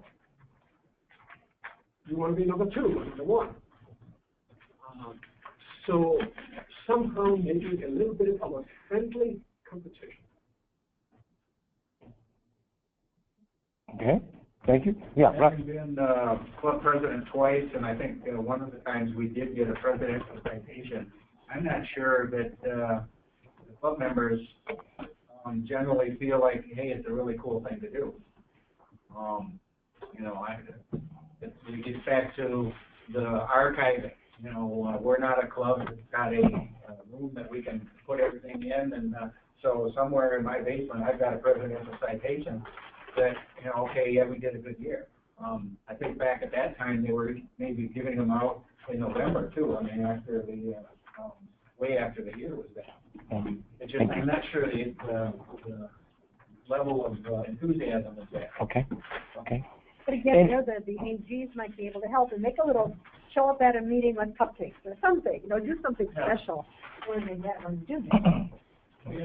What I did my year as president, what our current president of West Bend is doing, is not even discussing this at all. Looking at the goals that are required and getting people pumped up about the individual goals. Right. And everybody seems to like that. You're right. I don't think the club cares. Okay. But the individual goals, if they make all the goals that are required to get the citation, I think that's a plus. Right, because if you think about it, this is just an administrative task that the secretary and the president can only go in and enter stuff. So it's not like a club's going to be able to go and do it. And what I've tried to do in my DG visits, in my DG visits, is link the goals and the sections of the strategic, of the citation to the strategic plan. And make the pitch that when you're working on these goals to get a citation, you're working on the strategic, implementing the strategic plan for Rotary in the areas of clubs and membership, in the area of public image, and in the area of humanitarian service. So that's how the goals are aligned this year. So trying to make that pitch. So you're doing the work of Rotary when you do this, and try to bring that alignment there. So, yeah, Wally. It might be a good thing as well, in addition to the AGs having the directors on it, to have the new directors at large. If they're visiting the clubs and whatever, make sure it's a point of emphasis as well. Because you guys are going to be hearing, especially someone who's in charge of the small clubs, you know, it's just impossible. I mean, for us to do the number of people we have, I mean, you can coach them on how to get there some as well, because of the experience you have in dealing with a number of clubs the same size. But just another voice coming in there, in addition to the AGs, you know, continuing to work it, I think will help on the focus and emphasis as well. And if your club does all the goals, you're going to be a very successful club. Sure. No matter how big you are, how small you are, it's at the end of the year, you're going to say, hey, we had a really good year. The thing I said to Jeff is, last year, I think we had all the other clubs, so we got really good participation with goals, but then the problem became Stacked, and they get to the end of the year, and maybe, I don't think, I'm just thinking maybe to hedge off on that is monitoring that they maybe do. Obviously, you can't do membership, but the other thing I saw in membership, I had one of them that could have got a citation, and then at the end they're like, yeah, who cares, forget it. They forgot to put the birthdays in, which then one of the criteria for mine was an age thing. If the birthday is 10, then it didn't show up in outside. And it has to be, so you guys understand it too, they have to have it in at 6:30. Yep. You can go in after 6:30 and adjust things or put things in, but you will not get the citation. So if it's not marked green at 6:30, and that's where some of them were like, oh, we're just so busy, we got changing of the guard, we got all this going on, we don't, you know. Just so you know, if you put the birthday in the club runner, it doesn't go to RI, but if you put it in the RI, it'll come back to club runner. Right. Okay. Let's move on. Thank you for those suggestions. Let's move on to number 3, because we're going to talk about trees separately. Membership. I suggested that I'm looking at the membership committee to do a lot of the work here. Are there other things that we can do to try and help increase membership in the district? Events, events, whether through technology or otherwise. Okay. Yeah, I agree with that. Plymouth has kind of gotten a little lax and being visible in the community, even though it's a small community. And this year we closed down our Mill Street Festival, and we did a walking taco stand, which went over extremely well. And what I did, I got the Rotary beverage cozies, and everybody that got a can of soda or water got a cozy. So everybody's walking around. It was simple, but people like, well, gee, I didn't know that. I had pamphlets and brochures and stuff out too. I mean, so far we haven't gotten any hits on it, but it could happen. I mean, I think a lot of it is just putting yourself out there and making a lot more visible. You know, because they're not always going to come to you. It's not always that easy. Other things. Public image. People don't know about your work, and they're not going to join what they don't know about. So you get the public image when you get them. That's the primary purpose. We did a poster on all the things we've done in Plymouth, and it was amazing how many people were like, well, I didn't know that. I didn't, you know. One thing I think might be helpful too, and if you've been on any of the Facebook districts, you've seen my dental product, is to post your event, because that's what people are looking at. Do I want to be a part of this? Do I gravitate towards this? Do I gravitate towards that? And I think that helps to drive membership, even if it may seem, well, we're just doing a lobster boil. Okay, post that, because someone may, or we're just doing a community, we're painting a garage. Okay, post that, because people may want to be increase membership. One of the suggestions made by club members at the last summit that was in Oak Creek was, and actually one of them was the Milwaukee Club too. sometimes people, she said, come to Milwaukee Club, but they're club isn't fit for them. And as a member, she didn't know or understand any of the other clubs. And she said it'd be really great. You know, we formed this website, Rotary.org, but it's just a name. And she said it might be nice if there was a little bit of a blurb so that, you know, she could maybe direct them there so that they could know, oh, this club meets, you know, Thursdays. I mean, I get their separate websites, but sometimes just a quick summary, you know, more about you or whatever the deal is, so they could get a flavor from the options that are out there. And not having to put together something, too long or too lengthy.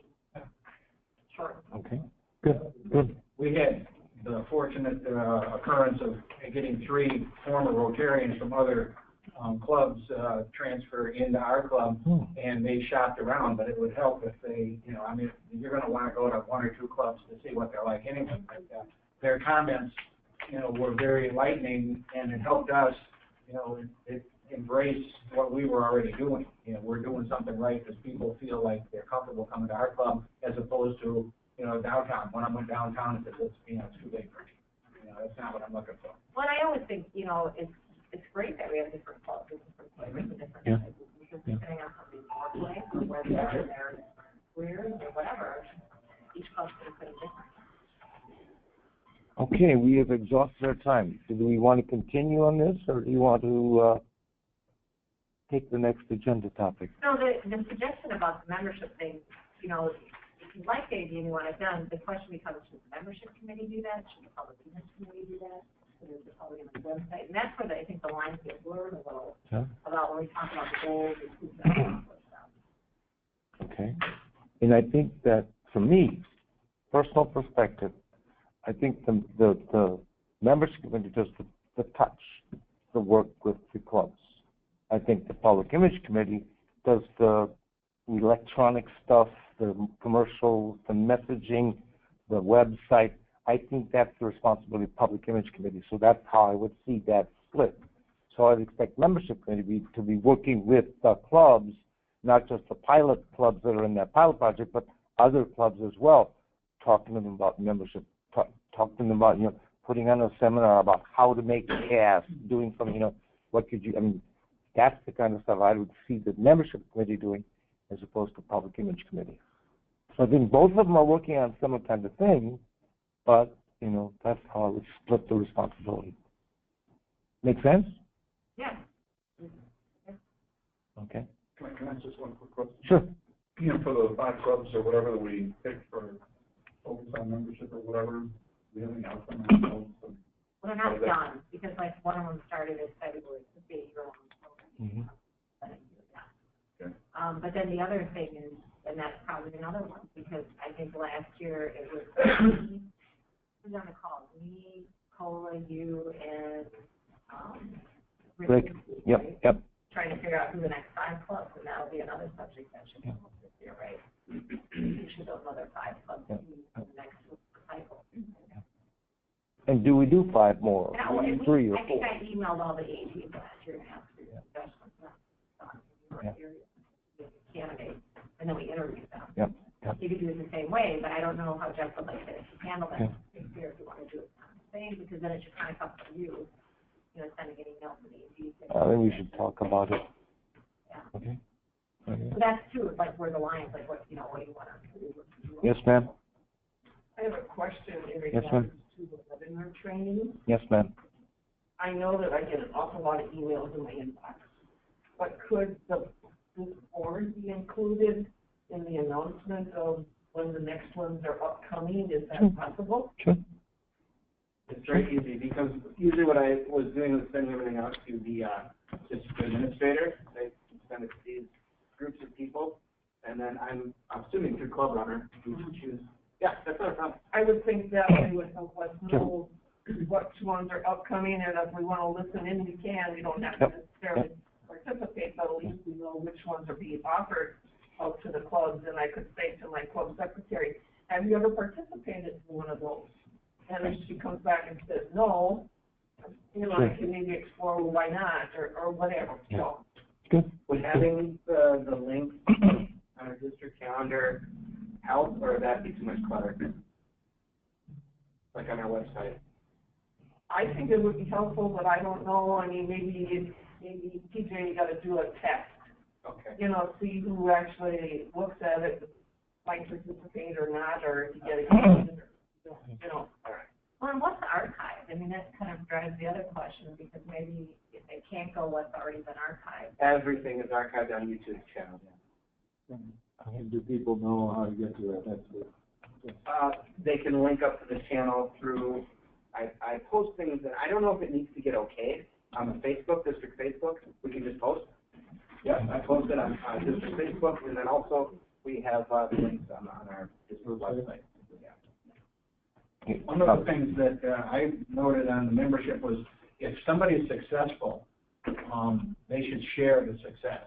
You know, and I don't think that the district, we've got a means to do that. You know, whether it's on the website, you know, update, you know, like now we've got a couple projects that are looking for money and stuff like that. But if we had a membership section that said, you know, our club did this and we've got 5 new members and this is what worked, or when I was talking to you guys about the corporate membership, you know, find out somebody that's doing corporate membership, how do we do that? You know, that kind of thing. Well, the communications. Yeah, but I mean. The communications committee last year suggested that it be in the district governor's newsletter, like a little membership. And that would be a nice way to share something that or below, you know, the district, because you update the newsletter, and then down below there's stuff that's been there, you know, regularly. But, Could you even, and I don't know what the volume is month to month, but in your newsletter, even put, or on the website, welcome to our new members. We could do that way throughout the district, because they like a little pat or a little recognition. Okay, we're out of time here. This is a good discussion. Obviously, we could have spent another 10, 15, 20, 30 minutes on this. What I'm going to do is let you get me more feedback. Send me an email. You got an idea what we can do. Tell me what you think. I want us to achieve as many of these goals as we can. I know some of these are stretch targets. I mean, getting half of our clubs to get a citation this year is going to be a gigantic stretch. I mean, we thought we had 3 clubs in the district, but I just checked my own club. Now they're going red. They were green, now they're red. So I don't know what's going on. Green on 6:30. So I know we were green on 6:30, but now we're red. Now the data, they're using the new stuff. I know, and it's all mixed up. And I was told by John Hannes yesterday morning they hope to have this all straightened out by August 15th. But it's like, so we had 3 clubs in the district. Now we're down to 2.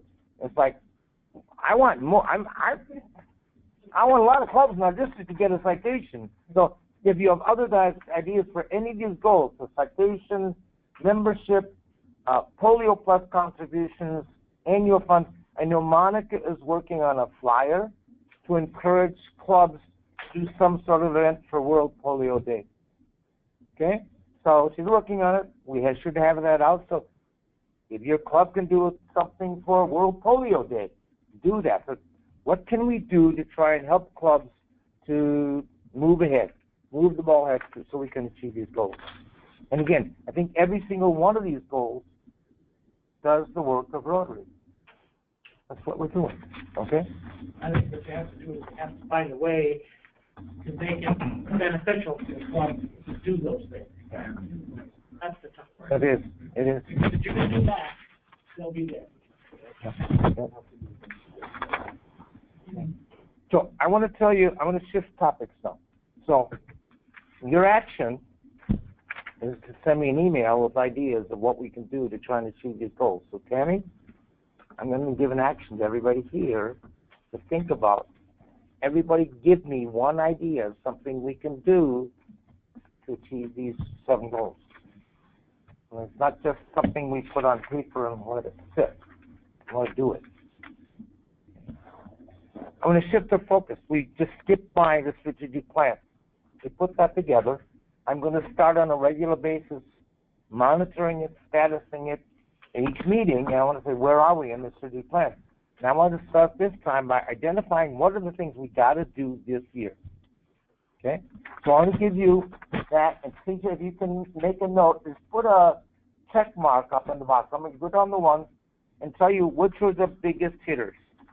okay, from all the people that were here, the ones that got the highest number of votes, A2, provide and support educational training sessions for club trainers, blah, blah, blah, blah, blah, okay? So check for A2, okay? Why don't you put it over here on this action status column? It's easier to see it over there, okay? Public image B1, promote Rotary regularly in print, on TV, social media, etc. Okay? And then somebody said we should combine some of these. I don't know who that was. So I'm going to give you the ones that were, yeah, and then we'll come back to those. Okay? Let's take a look at D1. All clubs will donate to the Rotary Foundation. We've had some clubs that haven't. Last year didn't make any contribution. 2 clubs, 3 clubs did not make a single dollar contribution to the Rotary Foundation. Okay? So D1, okay? Another one is leadership. D3, assistant governors will be integrated more fully into district leadership. Okay? Another one is F1, develop communication plan to increase effectiveness of communication with clubs. And the last one of these high priority things was G1, engage Rotary alumni through district alumni committee. So 1, 2, 3, 4, 5, 6, and those are the top 6 highest ones. Then we got, somebody says we should combine these and combine these and combine these. So thank you. What was in the membership category? The membership one, there was none. Somebody said we should combine C2 and C3. Okay? C2 and C3.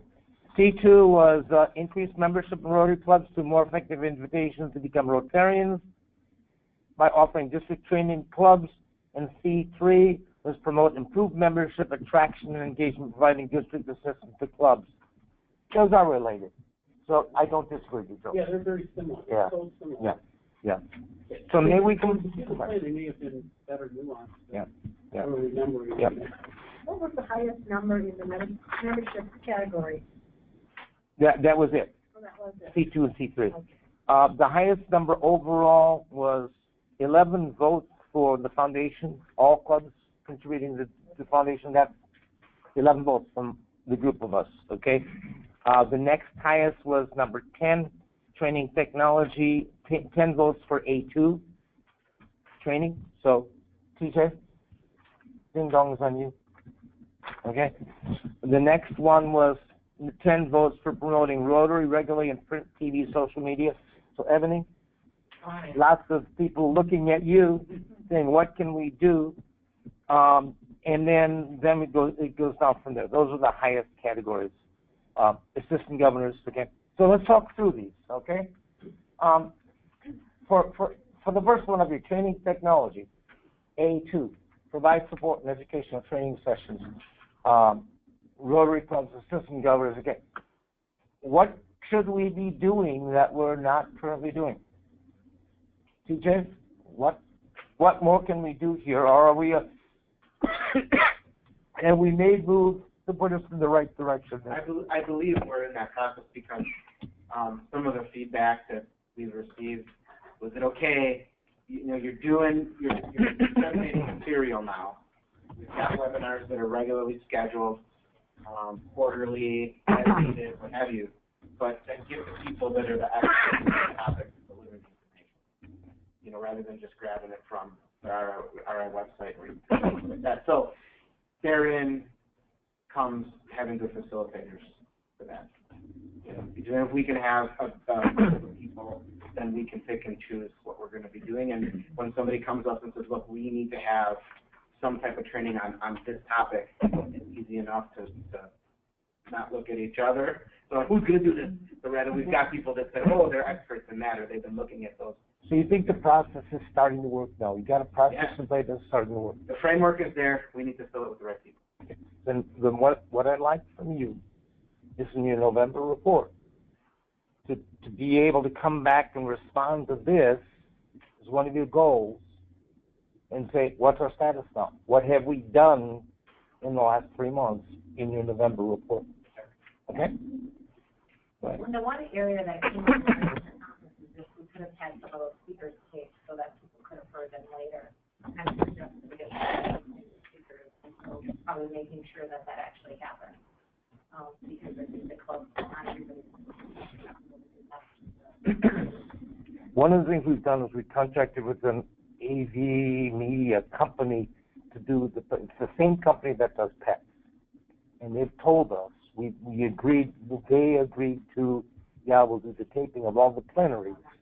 And then, so we can post the plenaries. So each one of those speakers, Shirley Gray, Melvin Fitzgerald, will get a video of their presentation that we can put on the website. So it's it's the pets company that does that. But I agree with you. I think that'll we need to do more of that. We need to do more of that. Okay? Great. I'll take public image. Promote Rotary regularly in print, TV, social media.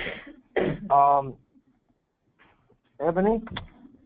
I have a plan in mind. Okay. I will put the paper. Okay. That hinges on getting information from the individual club. So, just speaking from my personal experience and my understanding of Rotary, and then understanding how global it is, the younger membership that will eventually drive our next generation of Rotary, they're looking at service. They're looking at how can I be a service to my fellow man. I think we do well to share that. That is what is garnering public, the news. That's what's driving the news. Sure. So as much as we can share that, what we're doing, how we're impacting people. Planting trees is like huge. Let me know the day you're, putting steps in the ground, the planting trees in the ground. I can activate the media. I just need to let them know what they're showing us. Great. Okay. Thank you. And when you give us your November report, I want to see what the goal is and what we're doing. What are the action steps? What's the status? Okay? Okay. And that ties well into the new theme, right? Yep. That's right. That's right. Yep. So. I'm going to defend my outlier status here. Stop combining stuff. Mark Shipman agrees with you. AG Mark Shipman, he's online. Well, here's what I'm thinking. Just to help with this, I think the AGs could use E2, E3 advocacy very easily. As a former AG, you actually see this stuff. I mean, you look at their websites, you walk into their meetings, you see that context for the brand, and it's an ask to have someone to be active in public image. So you may not get somebody from my club, but you can say, is there somebody interested? We're looking for that, and that takes its pressure a little bit off the president of the club to do that. That almost fast tracks those. Okay, and then the last one, having done big marketing programs for my organization and others, this is a given in terms of the way you create it. So, in other words, if you're going to do one, you're actually doing four at the same time. So that's why that was my reaction. Thank you. Thank you. What I hear you saying is it's many hands that are helping in the process. Yes, I mean, to get two and three done, the AG can be very helpful there. Yep. And then I think again it's to do four. These four things are given as part of what you're doing for whether it's social media, TV ads, whatever. So if you do D2 and 3, you're really doing 4, is what you're saying. Well, if you're doing one, okay. You do one, you really got you have to do 4 to do one really well. Okay. Let me put it that way. Okay. Okay. Take a look at membership. C2 and C3 are sort of intertwined, so maybe we should put those things together, Julie? Okay. Any other thoughts? Okay. Okay. How many combined votes did the C2 and 3 have? 6 and 5. 11 votes. Yeah. Okay. Foundation. Big number 1 is D1. All clubs will donate to the Rotary Foundation. What do we do to get clubs to donate to the foundation, especially because they don't even think about it, don't talk about it, don't contribute? What do we do? Have to make it relevant and meaningful for the club. I think there's a disconnect with those clubs to understand the value of supporting the foundation versus doing their own thing themselves. All right. Yeah, Russ? Last week at the foundation global grant meeting, the presentation that you need to make to a club has got to be, I think, a little tighter so that it's more easily understandable. Steve and Mike were talking, and we had interchangeable words that annual fund and it was confusing to people that were in the room that knew what we were talking about. And I've seen 2 or 3 different presentations, and knowing how it works, sometimes it's confusing. And I don't know how you get around that. You would not use that presentation in a club. No. This is supposed to be educational for the people that want to apply for a program. But just for new Rotarians, it's difficult. You need to have a presentation that really talks about the impact of GO grants or district grants or any of the other activities of the college. And you do a couple of videos of actual projects. You connect the individual Rotarian to those videos, and you make commentary in between so that people feel engaged and touched by the opportunities that we have as Rotarians. Tie in the service part. Yes, exactly. And I agree. The year that I was governor, I always put a story in there. Your $25 can buy this. Your $2 can do this. And then you tell the story about how, your grandson get your grandson to give up a pizza because that $12 covers some children for a year at school or whatever. Tell those kinds of personal stories and do those kinds of presentations so that people have a connect, not that they think their donations are going to the wind. That helps. And that was a good year for foundation contributions. That was about the highest year we've had. Doubting the fact that the foundation was named the top foundation in the world. That's right, that's true. Yeah. The best thing I can think of is to get people involved in projects, get them out, get them doing. You talk to anybody who's ever gone anywhere, to be involved in a project for a needy group in another world, another community, they're sold. That's I think one of the biggest keys to get those people on the line. Okay. Good. All right. Move on. Leadership. E3. I have one thing. There's that direct pay form, that she has something direct. Rotary direct. Yeah. That's the problem with some of these places in my area where the treasurer wasn't spending money. And maybe it'd be nice if we do a better job at getting that direct pay form in the hands of more of our membership, actually. And maybe that even could be a possible email that would be sent at a district level, or maybe with a blurb from, Jeff or something saying, how to encourage you to sign up or something. You can do that. They don't like you to sit on the money. No. And the problem is the percentage treasurers, they put it in the account. Yeah, right. Problem is, The president says, and they pledge to every Rotarian every year, and then they collect it off of the bill. and they send it in on June 30th. Yeah. We had that problem, and it just messed us up. So That's an opportunity for training of treasurers. Club treasurers. I'm club treasurer, and I probably every 3 to 4 weeks, as I get, when the new bills come out, that's when you get the bigger influx of the money coming back. I did one other thing, we did the club. We have a few people who are notorious for wanting donations, but they won't give a dime. I mean, even if it's $5 and a happy fine, they'll keep it. They won't give a dime, and their employer pays their way. And we redid our club donation request form. And there's a line on there, to the Rotary Foundation. I realize they're two sort of separate things, but you have to give something to get something. And we're not talking they want $50 for a pizza party. They want $500 for whatever. And it's just, you know, when we started talking about it, it just didn't set right. Yeah. You know, so we'll see how well that comes. We have one suggestion from AG Mark. Yeah? Maybe emails to members showing what clubs are doing globally. Okay. Give them ideas for their own club. Okay. Well, even in locally, I mean, with the district grant, you know, you have to give to get. Yeah. It's not hard. If we don't give, we don't get. I mean, that's the basic bottom line for the foundation.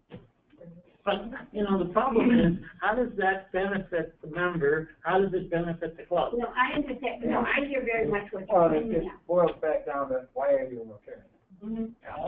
Yeah, you're just a taker, if you're a taker, if you're here to meet people for a business and stuff like that, then you're not really here.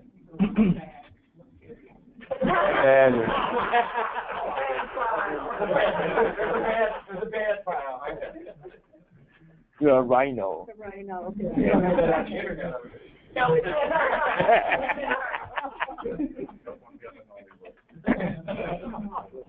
Let's look at leadership E3. Now this is something Julie started last year, and I'm trying to continue it. E3 is one of those top things that we select assistant governors integrated more fully into district leadership, assisting clubs to achieve goals and communicating quarterly with leadership team. We tried to integrate AGs more by asking for reports, looking at what's going on, involving AGs in these meetings, making sure that minutes are getting back to AGs. I mean, is that helping, number one? Yes. Okay. Okay. Are there other things that we should be doing to integrate AGs more fully? Now, just to let you know, I don't know the others know, but I had a conference call with AGs back in June, and I promised I would be doing one in August. So we're doing it every 2 months. So I'll be sending out a doodle poll to the AGs within the next day or two, trying to schedule our next AG meeting. Okay. Now, what else should we be doing? Is that enough? Do we need to do more? And if we need to do more, what more do we need to do? I mean, I think you do a few other things. You have them come to class. Yeah. For the district Yeah. leadership event that was started last year and held again this year, right? Mm-hmm. The one Rotary Summit? Yeah. No, that's team building. Oh, team building. Okay. Right. Okay. Okay. You've identified a number of things on the goals that involve the AG, so I think that's all. Okay. So I'll just Make it sustainable, right? Because when I was district governor in 2006, I had the AGs at every one of my meetings. What happened? I can't tell you what happened, why that died away, but it did. We need to make it sustainable. It's got to be continued.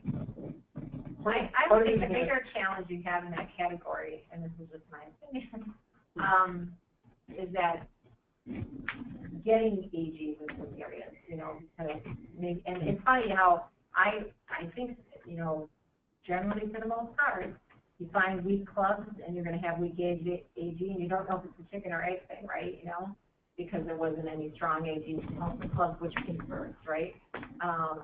But if, you know, I think that's probably the bigger challenge, developing our pool of AGs so that we can better help our clubs, right?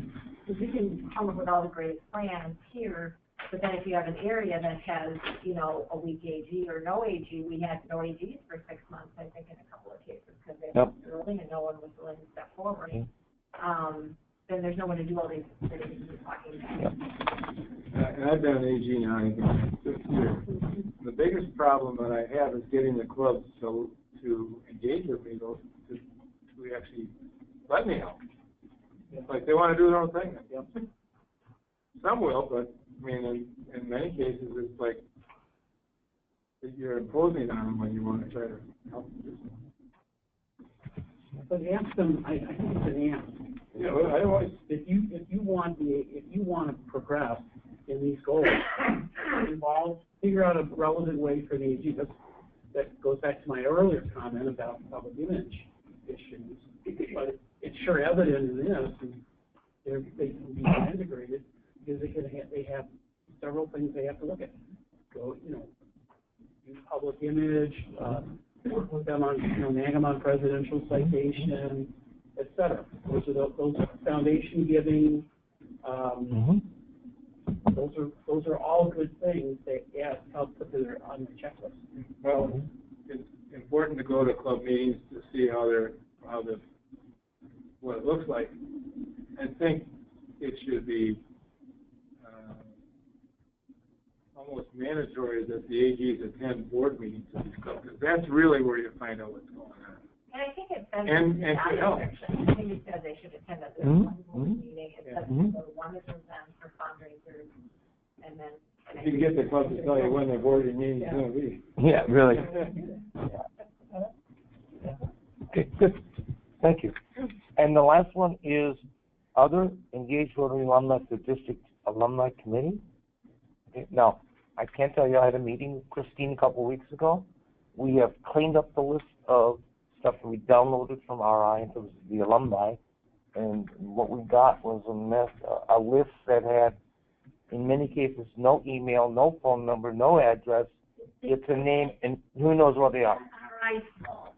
But it's the reality. Yeah. It's the reality. Because if So, the alumni doesn't give RI their new email, their new so forth, they have no way of tracking. I understand that. But what we've done is we've downloaded the list, we've cleaned it up, it's back in Christine's hands and Dana's hands, and we're going to be contacting those people now where we have email and stuff. So the first tack is all the people that are alumni where we got emails, we'll be contacting them.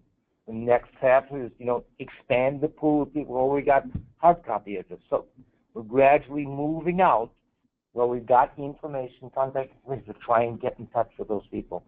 As Christine was going to give Dana a survey to gather information from them. What do they want? What do they want to know? Do they want to be connected with the district?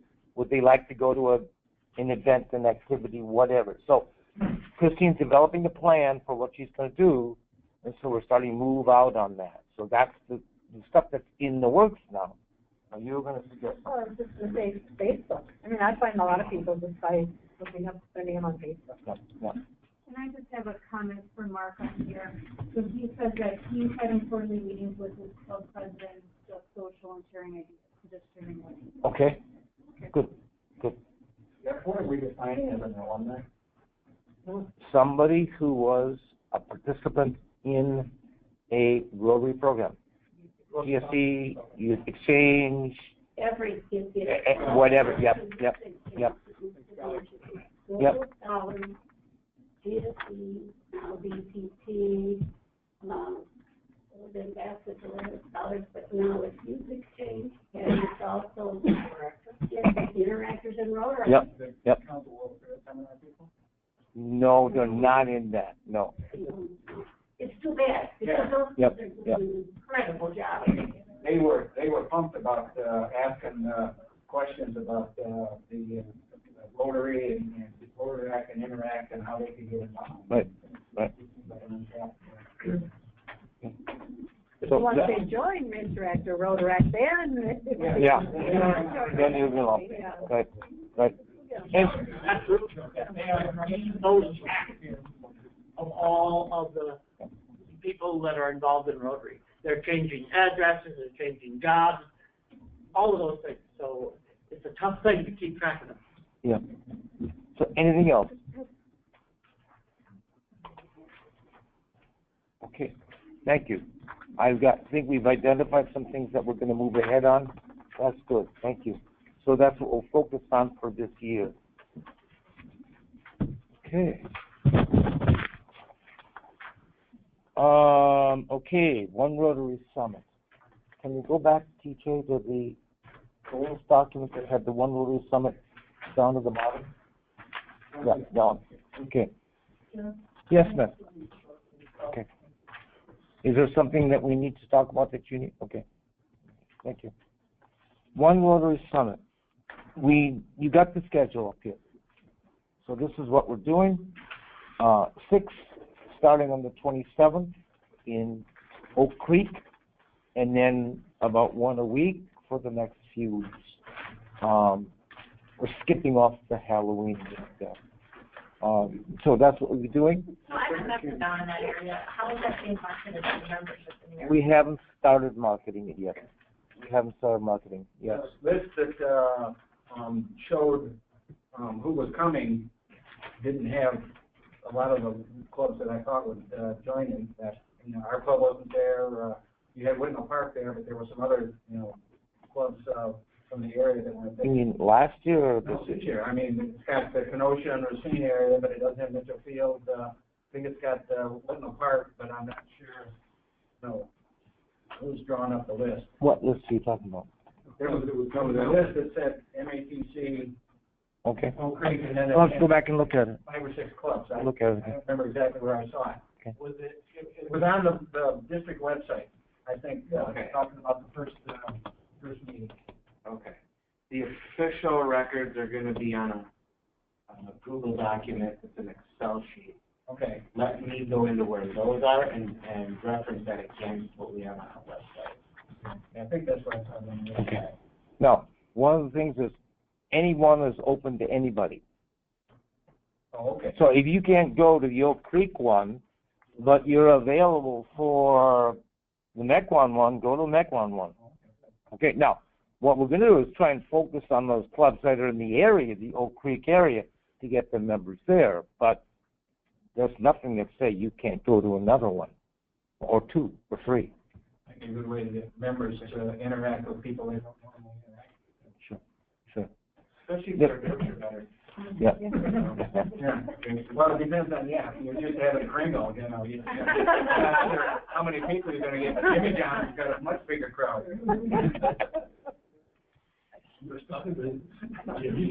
Second thing is, we got the draft curriculum, proposed curriculum from Zone, and so I've sent that out to people, and I've identified TJ and Heidi and some other people that are chairs for membership and public image and foundation, and the G-string and other people. So I've identified a group of people, and I set up a meeting about a week, 2 weeks from now, a planning meeting, 21st, okay, and invited probably about 10 or 12 people to come to that meeting. It's a phone conference to talk about what are we going to do now and how are we going to structure these One Rotary Summit meetings.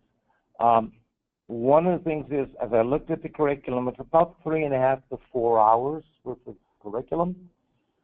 We've only allowed 2 to 2.5 hours. So we're going to figure out what do we do and how do we cut stuff. Second thing is, given that we've got 6 different sessions around the district, there are 3 focus areas: clubs and membership, public image, and humanitarian service. Okay? Those are the 3 focus areas for One Rotary Summit. What we're going to have to do is, the way it's structured, they want a 10-minute presentation on membership, a 10-minute presentation on public image, and a 10-minute presentation on humanitarian service and foundation. Well, what Bill said yesterday on a call I was on with him. Okay. He said that just if your district feels they have something that they want to report out, areas that each of them. Okay. You But can choose to do what you want on that, but when they built it, that was the intent to leave a period there in case the minister felt they needed to do something on a reporting basis. okay, that's a different message than I got from Newell. So different people are giving different messages. So we're going to have a meeting on the 21st. Pardon? I think Bill said he was going to be on the call. Good, yeah. He told me he was going to be on. So we got about 10, 12 people that'll be on the call. And we're going to have to decide what we're going to do as a district and how we're going to structure these 6 summits. What are we going to do? If we're going to do the 3 presentations, I want them scripted so we know, so that we're consistent from session to session to session, so we know what are the messages that we're giving about foundation, humanitarian service, messages we're giving about public image. So I don't know that you're going to be in all 6 sessions, So maybe you're gonna have to have somebody else. Well, but, I mean, the point is, maybe you won't be kept, and so whatever you're gonna give at Nequan, if somebody else has to do the sessions for you in Elkhorn, they ought to know what the messages are so that we can be giving consistent messages across the district. So we're gonna have to talk about what we're scripting, what are the key messages that we want to convey, and make sure we're all on the same page. Okay? So that's what we're going to have to be doing, looking at how we plan that and how we then execute on that. Okay? So that's what is going to be happening on that meeting on the 21st. We're starting to talk about that. Okay? Questions? Teacher, anything you want to add on that? No. Okay. You have a location for Alcorn? We do not. All right. Anything else? High school? No, we were gonna, Sarah, is it, I think we were working? Yeah, Sarah. Give me a couple of suggestions and. They didn't want to do the high school because they couldn't have alcohol. Yeah, we didn't have it last year. I know, Everybody had one location. yeah, It was late and brand new. Okay, so we're looking at that. We'll see. Next, newsletter. I gave you a proposal for newsletter. Okay. Going to take what Julie's been doing and then tweak it a little bit. I would like to organize content in several areas. One is time-sensitive issues. One is news from around the. Can you see if it's out there someplace? I know. I've only got about 50,000 documents out here. It's halfway down, District 627 newsletter. Thank you. There you go. Okay. So why don't you go down to the here. So the content I'd like to see is time-sensitive issues, news from around the district. So I'm looking for people to tell me what's going around the district. So you give me something, and we will be building the content we put in there. Upcoming district events, okay? Let's go on down, okay? Goals. I want to have some information about the goals. What are we trying to do in the district on these 7 goals? So I want to highlight 1 or 2 or 3 things. Each newsletter is, here's what we're trying to do with trees, okay? Or here's what we're trying to do with citation or whatever. Foundation. Okay, news about the foundation, grants, global district, full of us. I'm going to include in the newsletter who got a grant, what the project is. Okay? I want something from you on the foundation. Okay? I want something from you on global grants. I want you to tell me about one of the global grants that's going. I want this to be highlighting what's going on around the district. I want it to be so exciting that people say, we want to be involved in that. Okay? Projects. I want to know about projects that are going around the district. We can't include every project, but maybe we can include 6 or 8 projects that are going on around the district, but we can highlight to people, tell them what's going on. This is what this club is doing over here, or what they're doing over here. Okay? And then youth. I want to hear something about youth. What are we doing? I want to hear a great story about youth, about exchange, about interact. What's going on? Now, I'm looking at this being, I hope I was trying to get it into 4 pages, 5 pages, 6 pages, something like that. I was told, don't make it fancy from a layout standpoint, because then you'll have problems with readability on one of these devices or a tablet or whatever. So it's going to just be an inline. But my thought is, I read the New York Times every day. The headline, the byline, the paragraph, and then for more information, do this, click this. And sometimes you got a picture in here or whatever, a link to a video. That's my thought process. I want to make it attractive, appealing, and lots of information. Okay? And those are the kinds of things that's where my head is. Now you tell me, am I wrong? Or should I add something? Or how are you going to disseminate that, just on the website? I want it to be, okay. I want it to be on the website, so it's posted. And what I want to do is I want to send an email message to link to it. I'm not going to clutter up people's email, but an email message so that people can link to it on the website, All members. on the district website. All members. All members. Everybody, well, we got a Everyone email. Everyone, now, you know, your club, we don't have the email, so, you know. No, but we do have the weekly news blast. Great, and so you can include there's it. that, and there's Great, the- great. Yeah. We Okay. know what's going on in the district, and we can, we'll cover that when we. Okay, good, good. That's what I want people to know, okay? Pardon me? Yeah, well. Yeah, well, we've got a meeting with Mary, yeah, yeah. But that's what I'm trying to do, yes. Is this a tool that we can use for prospective members? Sure, why not? I mean, it's. I don't see anything there that's gonna be confidential or sensitive. No, it's all positive. Yeah, yeah. Now, I mean, one of my things, I don't know if anybody saw my application when I applied to be district governor, I said, one of the biggest problems we have in this district is we hide our stuff under a bushel basket. Nobody knows what's going on. And club here doesn't know what this club's doing, and this club doesn't know what this club, and they could be partnering and working together on projects, and they have no clue what's going on. And I want to use this as just one of the vehicles to try and break down those barriers, get people working together. The only challenge I perceive having is getting, Oh, I know. you know, when I wanted pictures to finish that video, Yep. I couldn't get them because there's pictures out of fun. Yeah. Well, So, That's a job for the AGs. every club I visit, this goes along with me. And you see, when I make a club visit, there's something on Facebook within the next couple of days or 3 days. Here's my visit to whatever. Excuse me, but you work for a university, don't you? Yeah. Do you have a public relations or marketing communications department? They got a very small one of one person right now. Why? Well, or you could reach out to UWM or someone. Get an intern to help you. So they'll do the grunt work for you, and they'll help you with some of the writing. To at least secure a market, because I'm on their board, but they are very particular on knowing what, when, why, having all that spelled out. So if we can have that before August, just, you know, here, which I know is online, what the expectation would be of them, we could spell that out. Okay. Absolutely. That would be a big help to you. Yep. You could do the grunt work, and they'll enjoy doing some of the writing. Sure. Because you don't have to write everything. Yep. That doesn't matter. Well, you guys are going to do the writing. But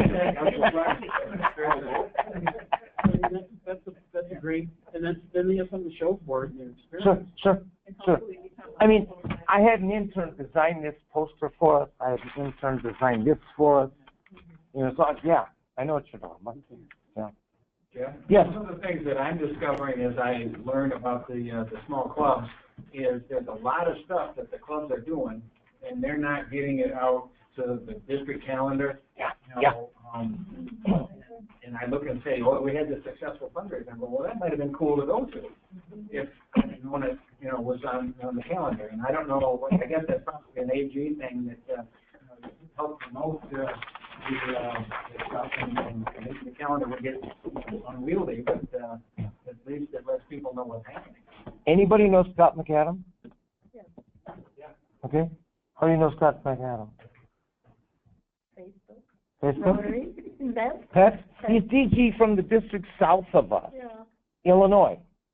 So I get a message from him, I think it's Thursday of last week. So, Jeff, you going to the Walworth Broughton Corn Roast? Yeah, I saw that. I said, what Broughton Corn Roast? It's not on the district calendar, but the DG from Illinois is coming to a Broughton Corn Roast, and I already made other plans. But like, I didn't know because they didn't put it on the district calendar, you know? They put it on their Facebook that he came. I saw a picture, yeah, I saw I know. And you know what? I put it on our district Facebook page. But you know, District governor came to our. Illinois district governor came to, yeah, right. I think one of the problems we've had forever, and I don't know how we're going to get over it, is clubs are so insulated. Yeah. They do their own thing, and they don't tell anybody else what they're doing. That's right. And how do we get them more involved with each other? Maybe the newsletter will help. Maybe the AGs get together. Yeah. If the AGs aren't going to do it, by God, we will. But that's just one example, you know, yeah, so I get the message from an AG from another, an DG from another district telling me about this thing going on in my district, you know. Yeah. Yeah, well, he did a little closer than I do. But, you know, if I hadn't, you know, but I didn't know. And so I'm relying on you to help me let people know that we're doing this, and I want stuff coming in so we can put it in the newsletter. So we can break down those barriers, so we can let people know what's going on. Okay? So I want stuff from you, because I can't do it all. Okay? Thank you. I want to talk about tree planting. We're way over time, aren't we, Trey? How bad are we doing? Well, half hour, okay. Half hour over, okay. You've been on task ever since, one Rotary done. Okay. All right, good. All right. Sun hasn't gone down yet. I'm leaving with nothing. Tree planting. That's, as I said earlier, that's one thing that every club I've visited so far, I just had 14 or 15, is excited about planting trees. Every single club. And that's great. They can identify with it. They get all sorts of wonderful ideas, and that's great. So I mean, I think that's exciting. The fact that DNR has given us a whole bunch of information, and they're a resource, and they're, you know, you call them, and you know, that's what I've told a number of clubs, call DNR. Here's the number. Call them. And so they're willing to help us. They're willing to help clubs. City engineer and director of public works in Fond du Lac have met with the club presidents in Fond du Lac, both of them. Here's what we can do. So they're going through ideas. Same thing up in Oshkosh, and it's a great project. Yes. When you say tree, are you talking about mass, or are you talking about that? You figure out what you want. There's no specification for how big it has to be. No. Because this is a sustainability project, you want to make sure that whatever you plant has some chance of surviving. Because so it's not going to cut down by a mower, okay? It's not going to dry up because nobody watered it because they planted it on August 15th. And don't start from a Christmas tree farm. Right.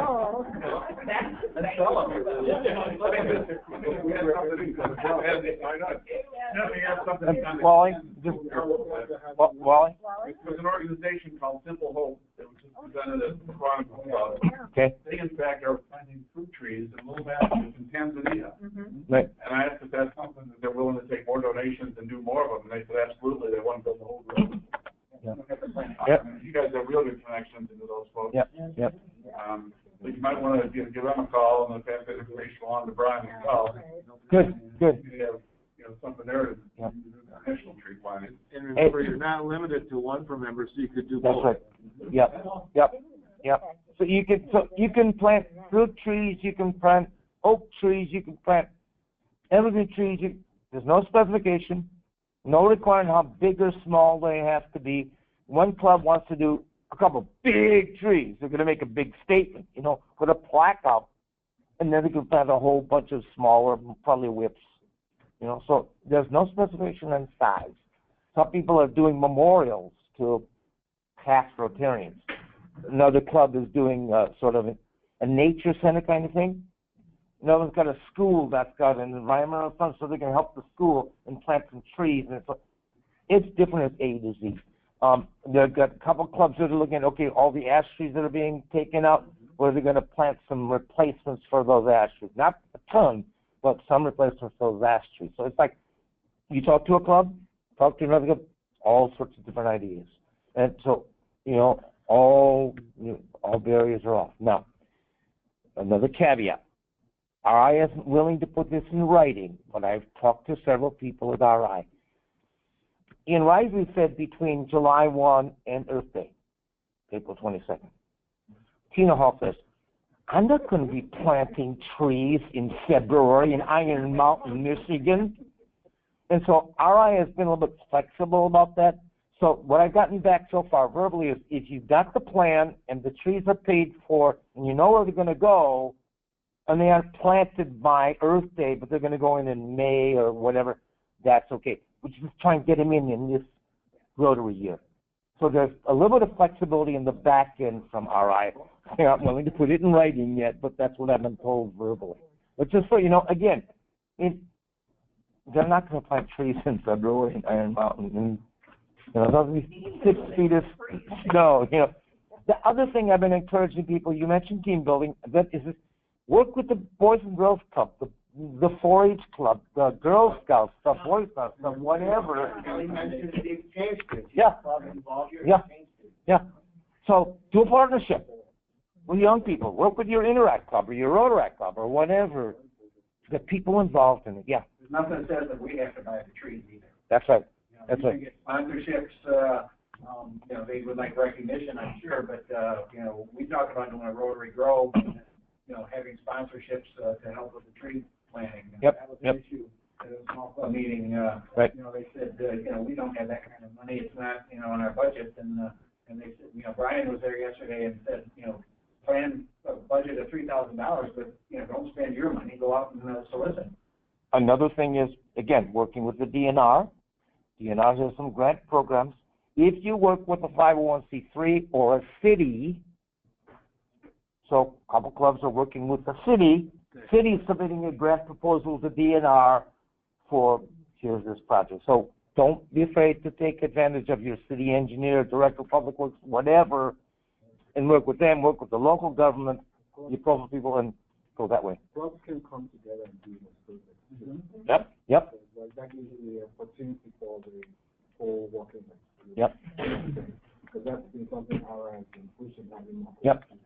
I mean, you can find like 5 clubs, you find a nice plot of land somewhere. Yep. I mean, working with the city, and you do the project together. City or land trusts are also another good place to go to work with. Great. Okay, so lots of ideas. It's a great project. Again, there's lots of clubs working together. So good. Okay. Club runner website, district emails, COLA. People got my message. They did? They did, yes. They did. I saw a nice wonderful thing. Okay. How many of you got a nice email from Jeff today about 11:30 a.m.? For what? Probably. This email, I got more and more from him. Oh, right. This is specific about COLA. It's the one about COLA and his dead dog. Oh, yeah. It is. Oh, well, what you saw was an example of the possible things that can happen, because that email didn't come from Jeff. That came from me, impersonating Jeff. Came over a year earlier. No. I wasn't there. I will not dare try that. That was me impersonating Jeff with an email that looked almost identical to his own email. And I sent it out. What I did was, my dog did die. I had to put him to sleep. That's true. But the point was, I wanted to show you that because we're evolving into an actual organization that's getting all the fine things, you can't represent an organization like this and use your personal email through one of those freebie websites and expect them to take you seriously, because anybody can fake it. All I did was add one letter to Jeff's real email, which is a D, stole his signature and pasted it on my Outlook. Change his phone number so that when you call the number, it's not going to go through. So that forces you. So even if you just felt maybe something about this email doesn't make sense, and you pick up the phone to call Jeff, the number won't go through. So you're going to be forced to respond back to the email, which I got. I mean, I got some nice emails back.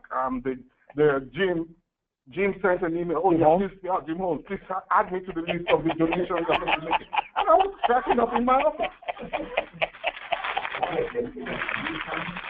No, I did not respond. he was into the home. I knew this game. But the reason is this. For the months now, I've been talking with Jeff about the idea that we have a domain name, Rotary 6270. And as executives of this organization, again, we are evolving. We need to also have emails that represent District 6270. with your actual name on it, so that when people see the email, they know this is legitimate. Because again, just like I just put, it took me 10 minutes to get that done in my office while I was on a quick break. Just like I can do that, anybody else can do that. If I was raising, if I had used Jeff's name to do a quick fundraiser, you know you were all supposed to be giving him $2. Oh, I got several people that gave me the. I didn't take it, but you know. But you can imagine that's the possibilities that comes with a free email that anybody can go get out there. So what I'm trying to do now is, one, make things more official. People who are going to be doing a lot of communications professionally under the auspices of the district should have an email that comes from the district. So what I did was I reached out to Club Runner. First of all, I had to track down because I couldn't find any record about it. I went online and found out who registered that domain name. And I reached out to Club Runner and I moved it to my company's hosting service. So that way, because Club Runner told me, oh, we can only give you a maximum of 5 emails. I said, that's asinine. 5 emails for the whole district. Yeah, right. What am I supposed to do with 5 emails? I need something that if people need emails, I can create them on the fly, send them a link, they can adjust it, change their password, and have their own email. So I did that. That was why, you know, some of you sent out the email or that long weekend where Club Runner seems to have died off and you couldn't reach it. We didn't pay our bill, you know. Yeah, we didn't pay a bill. We didn't miss paying the bill. No, it was just the fact that the Friday evening that they transferred the service to my company's hosting service, there was a disconnect between the accounts and Club Runner. And the Friday evening, they were all gone for the day. So by the time they came back on Monday, it took just a matter of 5 minutes on the phone with them, and things were back alive. So what we're trying to do again is have email addresses that reflect. Because I noticed with some other districts, they have emails. Some of them would say DG Julie at 6440. But you know this is coming from that district when they're communicating. Now, the easy way, because again, I understand that sometimes, you know, we get used to doing things a certain way. And that's one of the things I shared with Jeff. I can have it where if an email is created for you, based on your role, what you're doing, you can have that email forward things to your personal email, if you choose. It's the lazy way, but that can be done very easily. I would prefer that you actually use the email for your communications.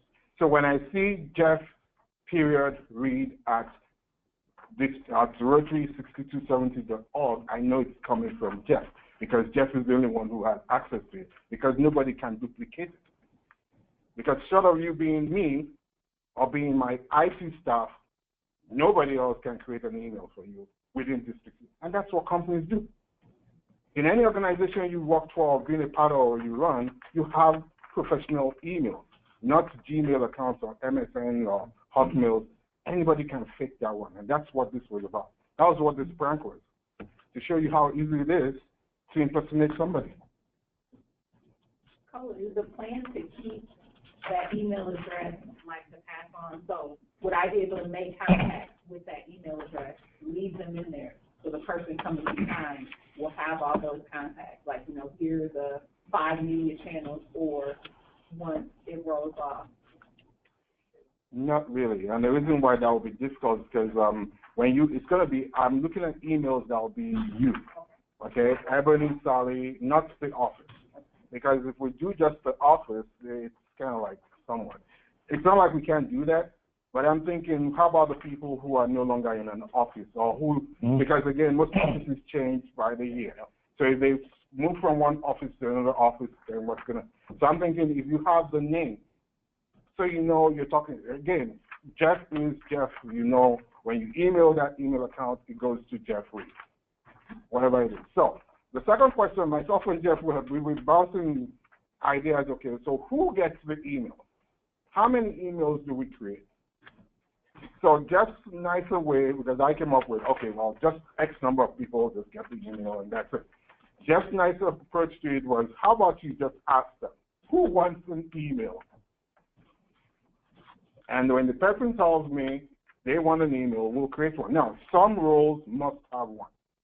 DG, DGN. You must have an email in this. Secretary must have an email. Treasurer must have an email. Admin must have an email. District trainer must have an email. Those are roles that are almost consistent, that they tend to be the ones that get most of the emails and stuff like that. Now, the other option are for the rest of the crew. If you want an email, let me know. I'll create one. It takes a matter of minutes.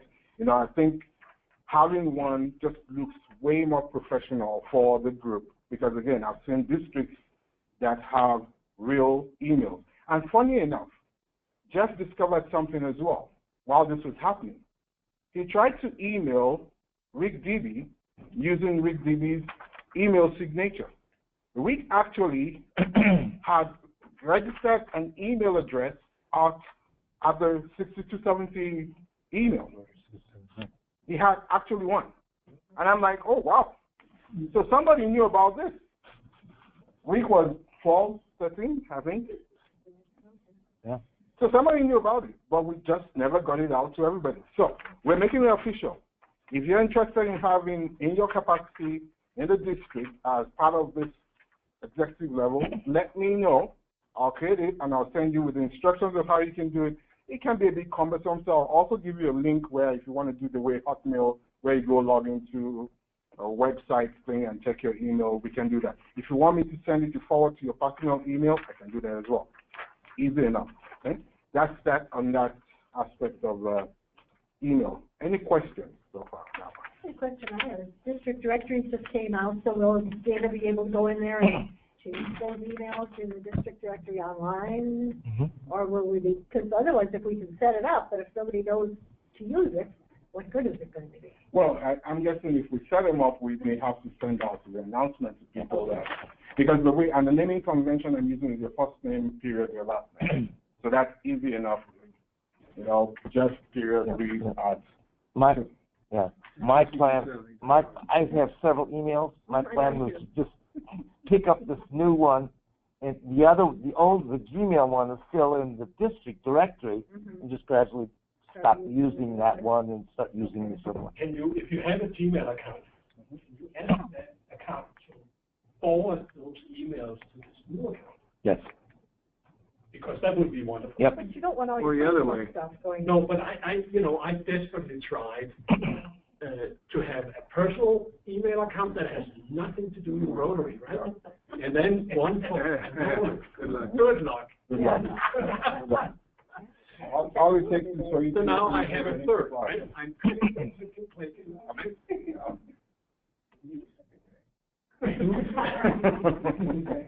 And I suggested that to my wife. She slapped me around. No, not a good idea.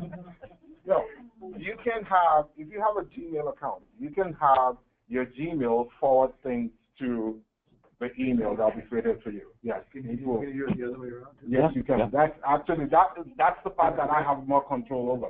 With a Gmail one, you have to go into your Gmail settings and then add that email to you to be the one to be forwarded to. I will talk to my IT consultant.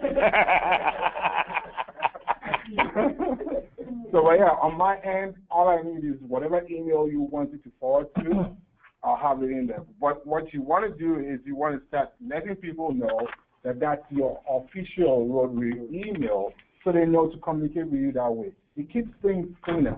Because right now, my personal email, which I've been using for Rotary, I have to create special folders for DG group and this group and that group. It's like sometimes it can be But if I know that is the email that takes care of anything to do with Rotary, then you know this is a Rotary-related email.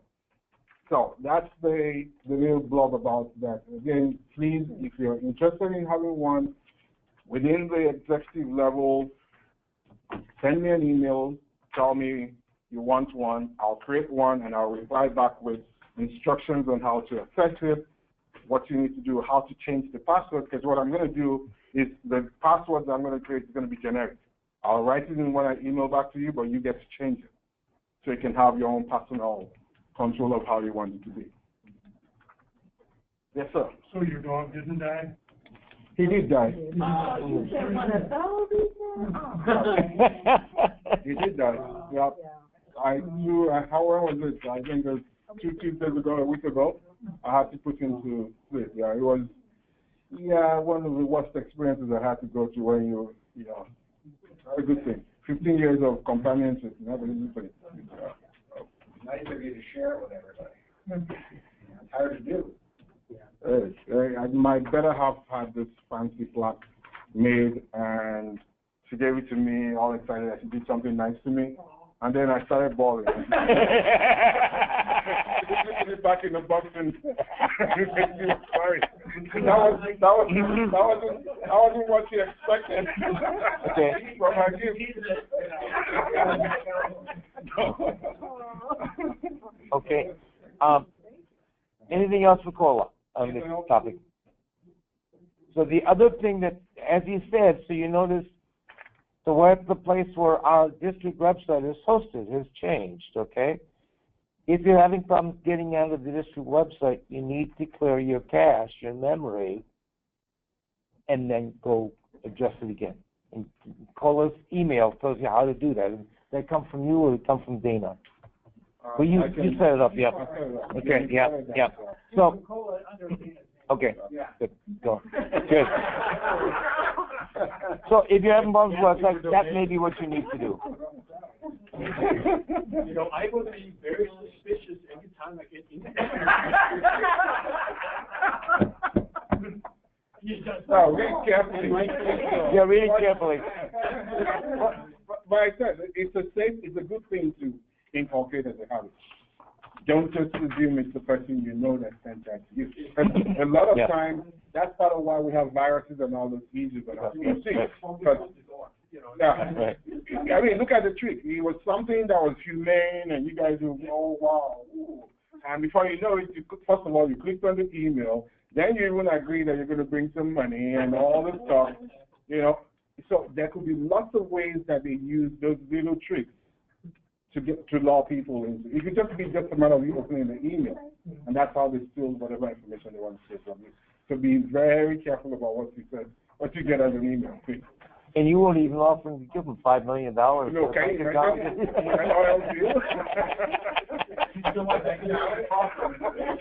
Okay. The next topic on the agenda is Club Central and goals. We already got into this a little bit. I sent out the report I generated last week on Club Central and where we are as a district in terms of goals. So you can take a look at that, see where we are there. I also generated the fundraising analysis for Club Central so you can see the trends there, what we've been doing in terms of a district. I'll provide that to you each quarter so you can see how are we doing as a district in terms of contributions to the foundation. So you can see. What's that? This pull up the district 6270. That's what it is. No, that's what it is. That's what it is. Yep. I just sent it out to everybody because I didn't know that everybody looked at it. So, send it out. Yep. So, okay? Any questions about that? Is this current with, Rotary Direct? I mean, when somebody, you're on a Rotary Direct and they take the money out. Yes. As current as it can be based on when they post the stuff and get it in. Yep.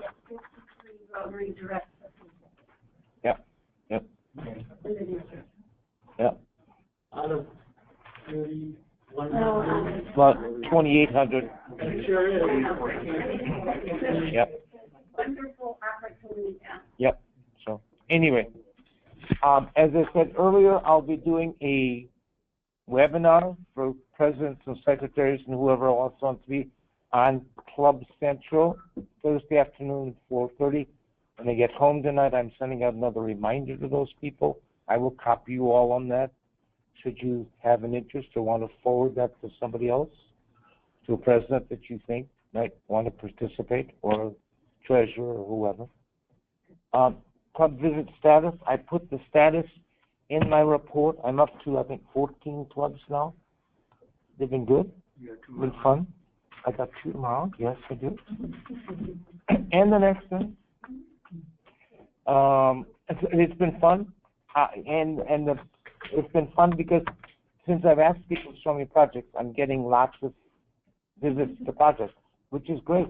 And putting, I've been trying to put a picture or two or three or four or five on every club website, on the district website every time I visit a club. I haven't gotten yesterday's or today's posted yet, but I'll be putting those up.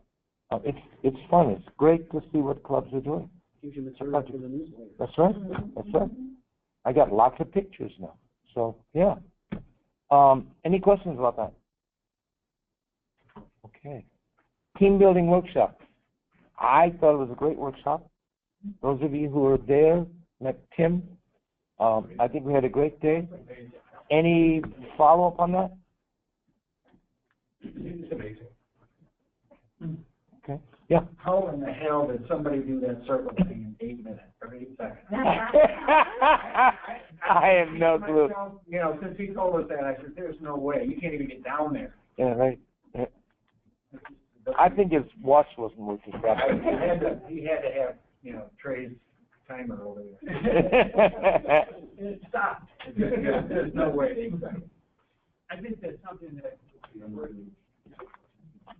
continuing formally, going forward for consistency and because of the thoroughness and comprehension. Okay. Thank you. Yes, Gonzo. I think so too. Right from when Julie did the first one, I was able to participate in. I think it's something every year that has to be done. As long as we have leaders that are going to be coming together to work together as a team, that's something that should be done. There are a lot of things that I learned about myself and learned about other people at school, just being there. And I think I only stayed there for half the time. And I walked away with so much information about it. I'm biased, but Tim to me is a true professional. Cause he does it for a living day in, day out. All he does is work with people. No, our species. Our species. Everyone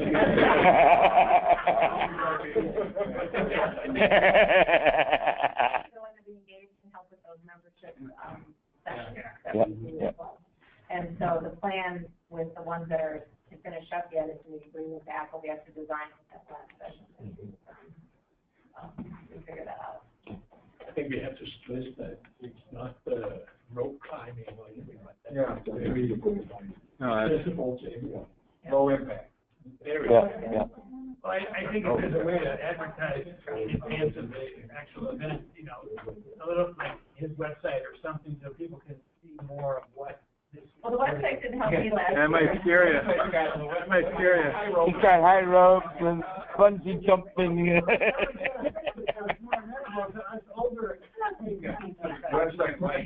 Yeah.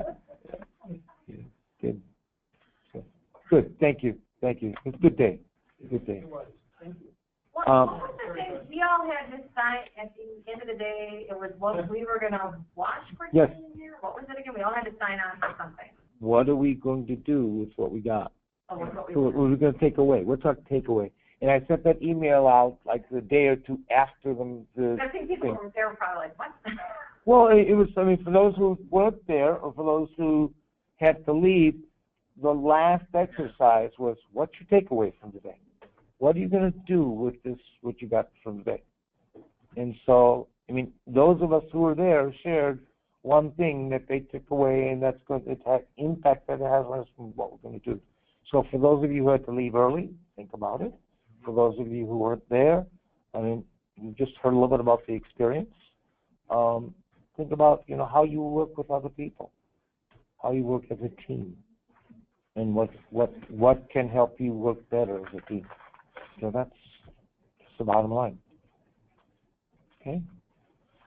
The last thing on our agenda is to take a look at the iron lung question. I was offered the opportunity for us to go together to jointly acquire an iron lung, along with 6440 and a couple of other districts in Illinois, 6450. And then I found out that West Allis has a replica of an iron lung. And so he said, well, why should we go buy another one if we've already got a replica? I gotta look at it, it has to be fixed up, this is what the email said. Well, yeah, well, that's... Maybe we should rent it to the other kids if we were gonna partner with. She's already up to the rental rate. The board may up their rental rate. Yeah. So anyway, so I asked Nancy to bring us some information. I thought, the thought that I discussed with Tammy was, if we're going to ask West Allis Club to do something to support the district, because they're willing to loan it out to clubs in the district, well, we ought to support West Allis Club in some way. And so I asked Nancy to bring us more information. The picture's going around. It's a two-thirds size replica built by one of our former members. It needs some TLC to it. It's not anything real major. We're hoping that the gentleman who is the handyman for the Knights of Columbus might be able to. Otherwise, we'll call Peter back and ask him if he'll come and do the assist. I don't think we're talking a lot of money here. We do have an application. I have nothing but webmail right now. My computer's been in the hospital since last Wednesday, so I have 0 folders available to me. So I can't, as soon as I get something, I'll send it to Jeff and he can get it out to everybody. It's going back to our club board tomorrow night for review because it's been a while since it's been there. The last time we asked people to give us a deposit, security deposit. And if it comes back in very fine shape, then you get your security deposit back. But we would like to charge a small rental fee. We're lucky that the Knights is storing it for us at no charge. It does require a trailer to transport it. And it needs lots of strapping down. Because as I said, it stands, fairly high. We went over and looked at it again on Saturday. We hadn't done that in a long time. So we're more than happy to let it out and have it available. I know Rob would like it in September, at the end of September. So we're trying to make sure that all the wheels move appropriately. It has a handle on it with wheels, but it's heavy. And so it's not an impossibility to transport it at all. But I do recommend, because I'm not sure you could get it into a vehicle, to be perfectly honest. No, so high. No. And it has the floats come up. That's to hold the door for the person who's in there, because that's the one end has the head greeting. We could actually see if we could find a dummy or a mannequin and stick it in there, so make it even more realistic. That's one of the AGs. And there is a clause that we built into it for donations. So if you use it and get donations, you keep those donations. Less the hefty fee to the West Allis Club. I don't know what that's going to be at this point. But it's not going to be something that's so prohibitive that people can't afford it, obviously. And we really like to get it back out. We're going to put a couple decals on it that say either Rotary Club of West Allis or property of Rotary Club of West Allis. We're in the works with that as well. So for the time being, if you would just contact me, I'll be happy to see what we can do to make those necessary arrangements and get an application to you. One of our other Rotarians has to be the person who lets you in because it's in a locked place. And he's done the bad night for the night, so So we have to, do some planning in advance. So our application says 2 weeks of a notification so we can get all of this set up and worked out. But we have had it out in the past, and it has been quite an attraction. Anybody under 40 has no clue what polio is. And so, certainly the Iron Lung was such a, growing up, that was such a visual. The majority of people under 40, they do not know. There are Rotarians who have no clue.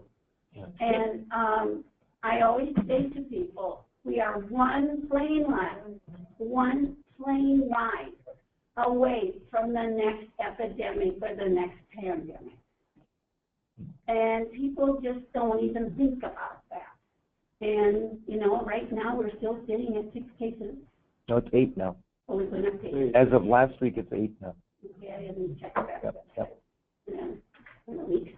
And so, it still is, and I think the reality is that when you have it out, you will get lots of people who come up and say, gee, I know so-and-so and so-and-so and so-and-so who had polio. Personally, my dad had polio when I was 8. So, he spent 15 days in an iron lung. So I know very vividly what an iron lung is and what it looks like. And so, but this is just a project that Peter and the interactors came up with. So I guess what I want to ask is there an action we want to take now, or do you want to wait until I get the information from Nancy? My sense is I've already told 6440 no, we're not going to do that. I don't think you do need to take action because the club will rent it individually. I mean, if you need to rent it, it's under the budget, then it could go to miscellaneous. Is it miscellaneous? Okay. Okay. Well, what I'd like to do is at least have recorded in the minutes that we're aware that West Ellis has a replica of an iron lung, and clubs are able to make use of that iron lung. The district supports that. Okay. Well, if you want an email goes out about the direct deposit to the Rotary Foundation, it could be mentioned in there. Sure. Because it does raise money for polio. Separate. Don't confuse the message. Separate message. Everything ready, because otherwise it'll just confuse people. Yeah. Our plan is we're doing a food truck event in South Milwaukee. Okay. We did one in May in cold weather, and we got 2,000 people. Wow. There was a lot of interest. I had the hippo roller. I don't know if you saw it at the district conference, the little water transport device. And a lot of people were interested in that. We took some cash donations and stuff, but I see this as an opportunity to expose 2,000 or 3,000 people to whatever the district is doing to finish up and we could technically we still have money. We could, and the nice thing is it's not our money, it's other people's money. Sure. And I'll get with Monica and figure out, banner. Great. Good. It's going to be the guinea pigs. Good. If you were at my district conference in Green Lake, in 12, it was there. Yep. Yeah. So you don't think we need to do anything else? Okay. I think it's listed in the minutes. Okay. All right. Good. And we're moving on this, so once it goes to the board tomorrow night. Okay. Good. You'll be there, yeah. Thank you, Nancy. Is there any other business we need to tend to tonight? Real quick question, foundation event, are we doing anything in November with the district? We have not put any plans in place yet that I'm aware of. Mike, Nancy? I think we should. Last time we held one, the biggest problem was, which is why I didn't hold one in my year, I just tried to do it at district conference, so we spent Saturday night recognizing the foundation is that last one we tried to hold. We didn't have many people, yeah. Survey monkey came back that, well, why should I as a club pay to go to a dinner to get an award that I received? Because that was the point when we were doing the dinner. We were having people come and getting their awards, but the club members were so busy and they're saying, why should I pay to receive an award? Well, the awards were. I'm not saying you shouldn't, but that's We also recognize a lot of new donors, and one of the things that you would hope is if somebody moves forward in a level, somebody else might say, oh geez, maybe I could. Yeah, I would, that worked for me, and I think it was when in Rick's year, there was a nice dinner that my wife and I were invited to, and it wasn't to give out awards, it was to talk about the foundation. And I think we probably got it because we were getting close, so if those records are available, which they probably are, if you invited some people that were close to the first level of major donor, or maybe close to the second level of major donor, and just talk about the foundation, because just because I mean, most of us just give because it's the right thing to do. We don't pay attention a lot to why and what's happening, what that money is really being used for. And I found that meeting gave me the incentive to get to that first level. We had some really good speakers from RI, Yeah. where the money was going. Right. Usually we in the past have tried to do an ambassador, which is now a global star. Right. They were great. And, many of them are very powerful people in terms of their presentation. I think it's a great idea. I just think the trick is do you charge, do you not charge? Hopefully, if we can work it out, maybe we could figure out a way to get some underwriting. Yeah, because like the district conference, anybody who contributed got to attend to that dinner for free then, instead of, you gave us money, but now I'll give you another. And that's what most districts do, they don't charge for it. They either have built it into their district budget, or they get it underwriting to be able to cover the cost. Okay. The National Philanthropy Day is in November. I don't know the date offhand, whether it's 14th, 15th of November. It'd be a good day to coordinate this with if you wanted to do something. You really have See, to I would love do to, a survey monkey to find who's Yeah, going right. to come because you want to make sure you have attendance. yeah, if we were gonna couple it with something, I'd rather couple it with polio day. Well, that's October. That's October. I think the reason we did it in November was the foundation. Yeah, yeah. So, you know, Yep, yep. Okay, so Nancy, Mike, let us know what you're gonna do, if you're gonna do something. Okay? I think what you're sensing here is, support if you wanna do something.